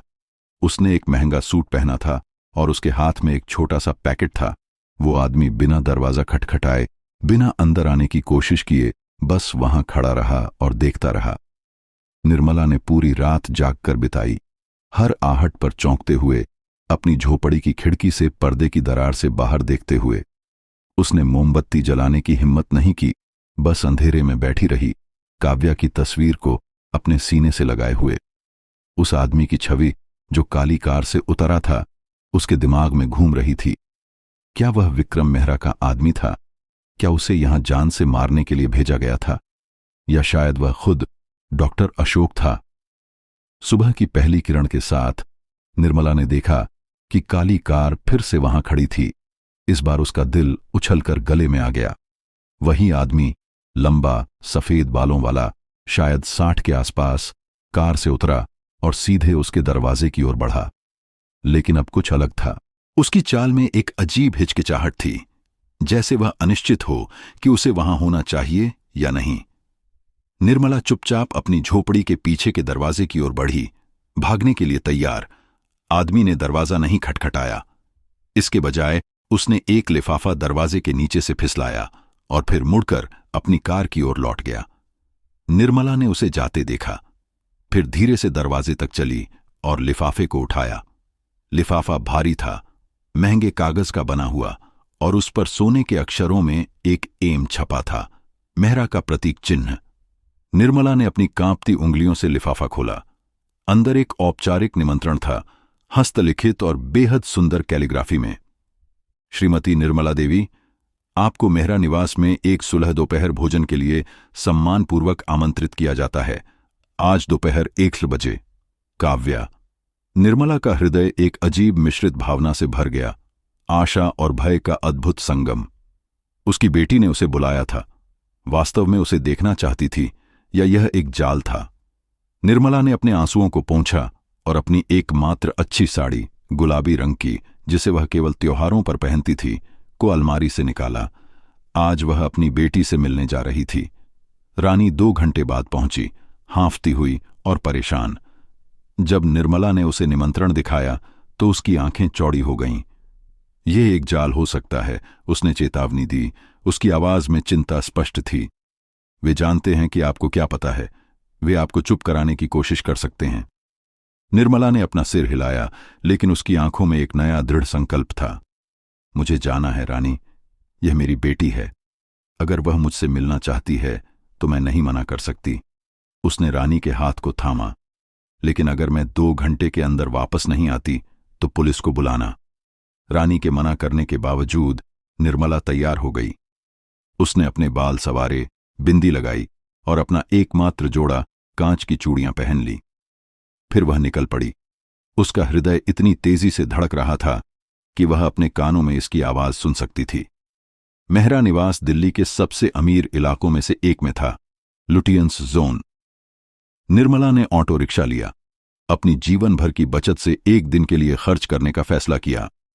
जैसे ही वो विशाल लोहे के द्वारों के सामने पहुंची, उसने दम साध लिया। यह एक महल जैसा था, सफेद संगमरमर, हरी भरी लॉन और सुरक्षा गार्डों से घिरा हुआ। उसने अपना नाम और निमंत्रण दिखाया और आश्चर्यजनक रूप से उसे अंदर जाने दिया गया। अंदर हॉल इतना विशाल था कि निर्मला की पूरी झोपड़ी इसमें कई बार फिट हो सकती थी। क्रिस्टल के झूमर, मखमली पर्दे और महंगे कालीन, यह सब निर्मला के लिए एक सपने जैसा था। एक नौकरानी ने उसे बगीचे में स्थित एक छोटे से गेज़बो तक ले जाया, जहां एक युवा महिला बैठी थी, वही लड़की जिसे निर्मला ने मंदिर में देखा था। काव्या ने मुड़कर देखा जब निर्मला पहुंची। वो अविश्वसनीय रूप से खूबसूरत थी। राजसी ठुड्डी, तेज आंखें और उस ठुड्डी पर वही निशान जो निर्मला के सपनों में 22 साल से आ रहा था। लेकिन उसकी आंखों में कोई गर्मी नहीं थी। वे ठंडी थीं, संदिग्ध और कुछ हद तक भयभीत। आप बैठ सकती हैं, काव्या ने कहा, एक आवाज में जो अपेक्षा से कहीं अधिक औपचारिक थी। निर्मला बैठ गई। उसके हाथ उसकी गोद में जकड़े हुए थे। मैंने सोचा, बात कर सकते हैं, काव्या ने जारी रखा। उसकी आवाज अब थोड़ी कम निश्चित थी। मुझे समझना है कि आप क्यों सोचती हैं कि मैं आपकी बेटी हूं। निर्मला ने अपने पल्लू से तस्वीर निकाली और काव्या की ओर बढ़ाई। यह तुम हो, उसने कहा। उसकी आवाज भावना से भरी हुई थी। तुम्हारी ठुड्डी पर वही निशान है। तुम्हारी आंखें, वे बिल्कुल तुम्हारे पिता जैसी हैं। काव्या ने तस्वीर को देखा। उसके चेहरे पर भावनाओं का एक उथल पुथल था, संदेह, जिज्ञासा और कुछ और भी। मेरे माता पिता मेहरा, उन्होंने मुझे बताया कि मैं गोद ली गई थी। उसने स्वीकार किया। लेकिन उन्होंने कहा कि मेरी जैविक मां ने मुझे छोड़ दिया था क्योंकि वह मुझे नहीं चाहती थी। निर्मला के आंसू बह निकले। नहीं, मुझे मजबूर किया गया था। उन्होंने मुझे कहा कि तुम मर गई थी। काव्या अब भ्रमित लग रही थी। लेकिन कौन ऐसा करेगा और क्यों? इससे पहले कि निर्मला जवाब दे पाती, एक तेज आवाज ने उनकी बातचीत को बाधित किया। मैं देखती हूं कि हमारा मेहमान पहुंच गया है। सुमित्रा मेहरा हीरे की चमकती हुई चूड़ियों और एक महंगी रेशमी साड़ी में गेजब्बों में प्रवेश कर रही थी। उसकी आंखें ठंडी थीं, लेकिन उसके होठों पर एक विनम्र मुस्कान थी। श्रीमती निर्मला, नमस्ते, सुमित्रा ने कहा। उसकी आवाज में एक ऐसी ताकत थी जिसने निर्मला को अपनी सीट पर और पीछे धकेल दिया। मुझे खुशी है कि आप आ सकीं। हमें सभी को स्पष्टता की जरूरत है। काव्या ने अपनी मां की ओर देखा। उसकी आंखों में अब संदेह था। सुमित्रा ने उसके कंधे पर एक हाथ रखा, एक ऐसे इशारे से जो स्नेहपूर्ण होने का प्रयास कर रहा था, लेकिन अधिकारपूर्ण लग रहा था। काव्या, जाओ और कुछ देर के लिए आराम करो, सुमित्रा ने आदेश दिया। मुझे निर्मला से अकेले में बात करनी है। काव्या हिचकिचाई। उसकी आंखें निर्मला और सुमित्रा के बीच झूल रही थीं। मैं चाहती हूं कि वह रहें, उसने कहा, एक आवाज में जिसमें अब एक नई दृढ़ता थी। सुमित्रा की आंखें संकरी हो गईं, लेकिन उसने अपनी मुस्कान बनाए रखी। ठीक है प्यारी, जैसा तुम चाहो। सुमित्रा ने एक चेयर खींची और निर्मला के सामने बैठ गई। मैं आपकी परेशानी समझती हूं, उसने शुरू किया। उसकी आवाज में एक ऐसी सहानुभूति थी जिसने निर्मला को असहज कर दिया। जीवन आपके लिए आसान नहीं रहा है और मैं यह भी समझती है,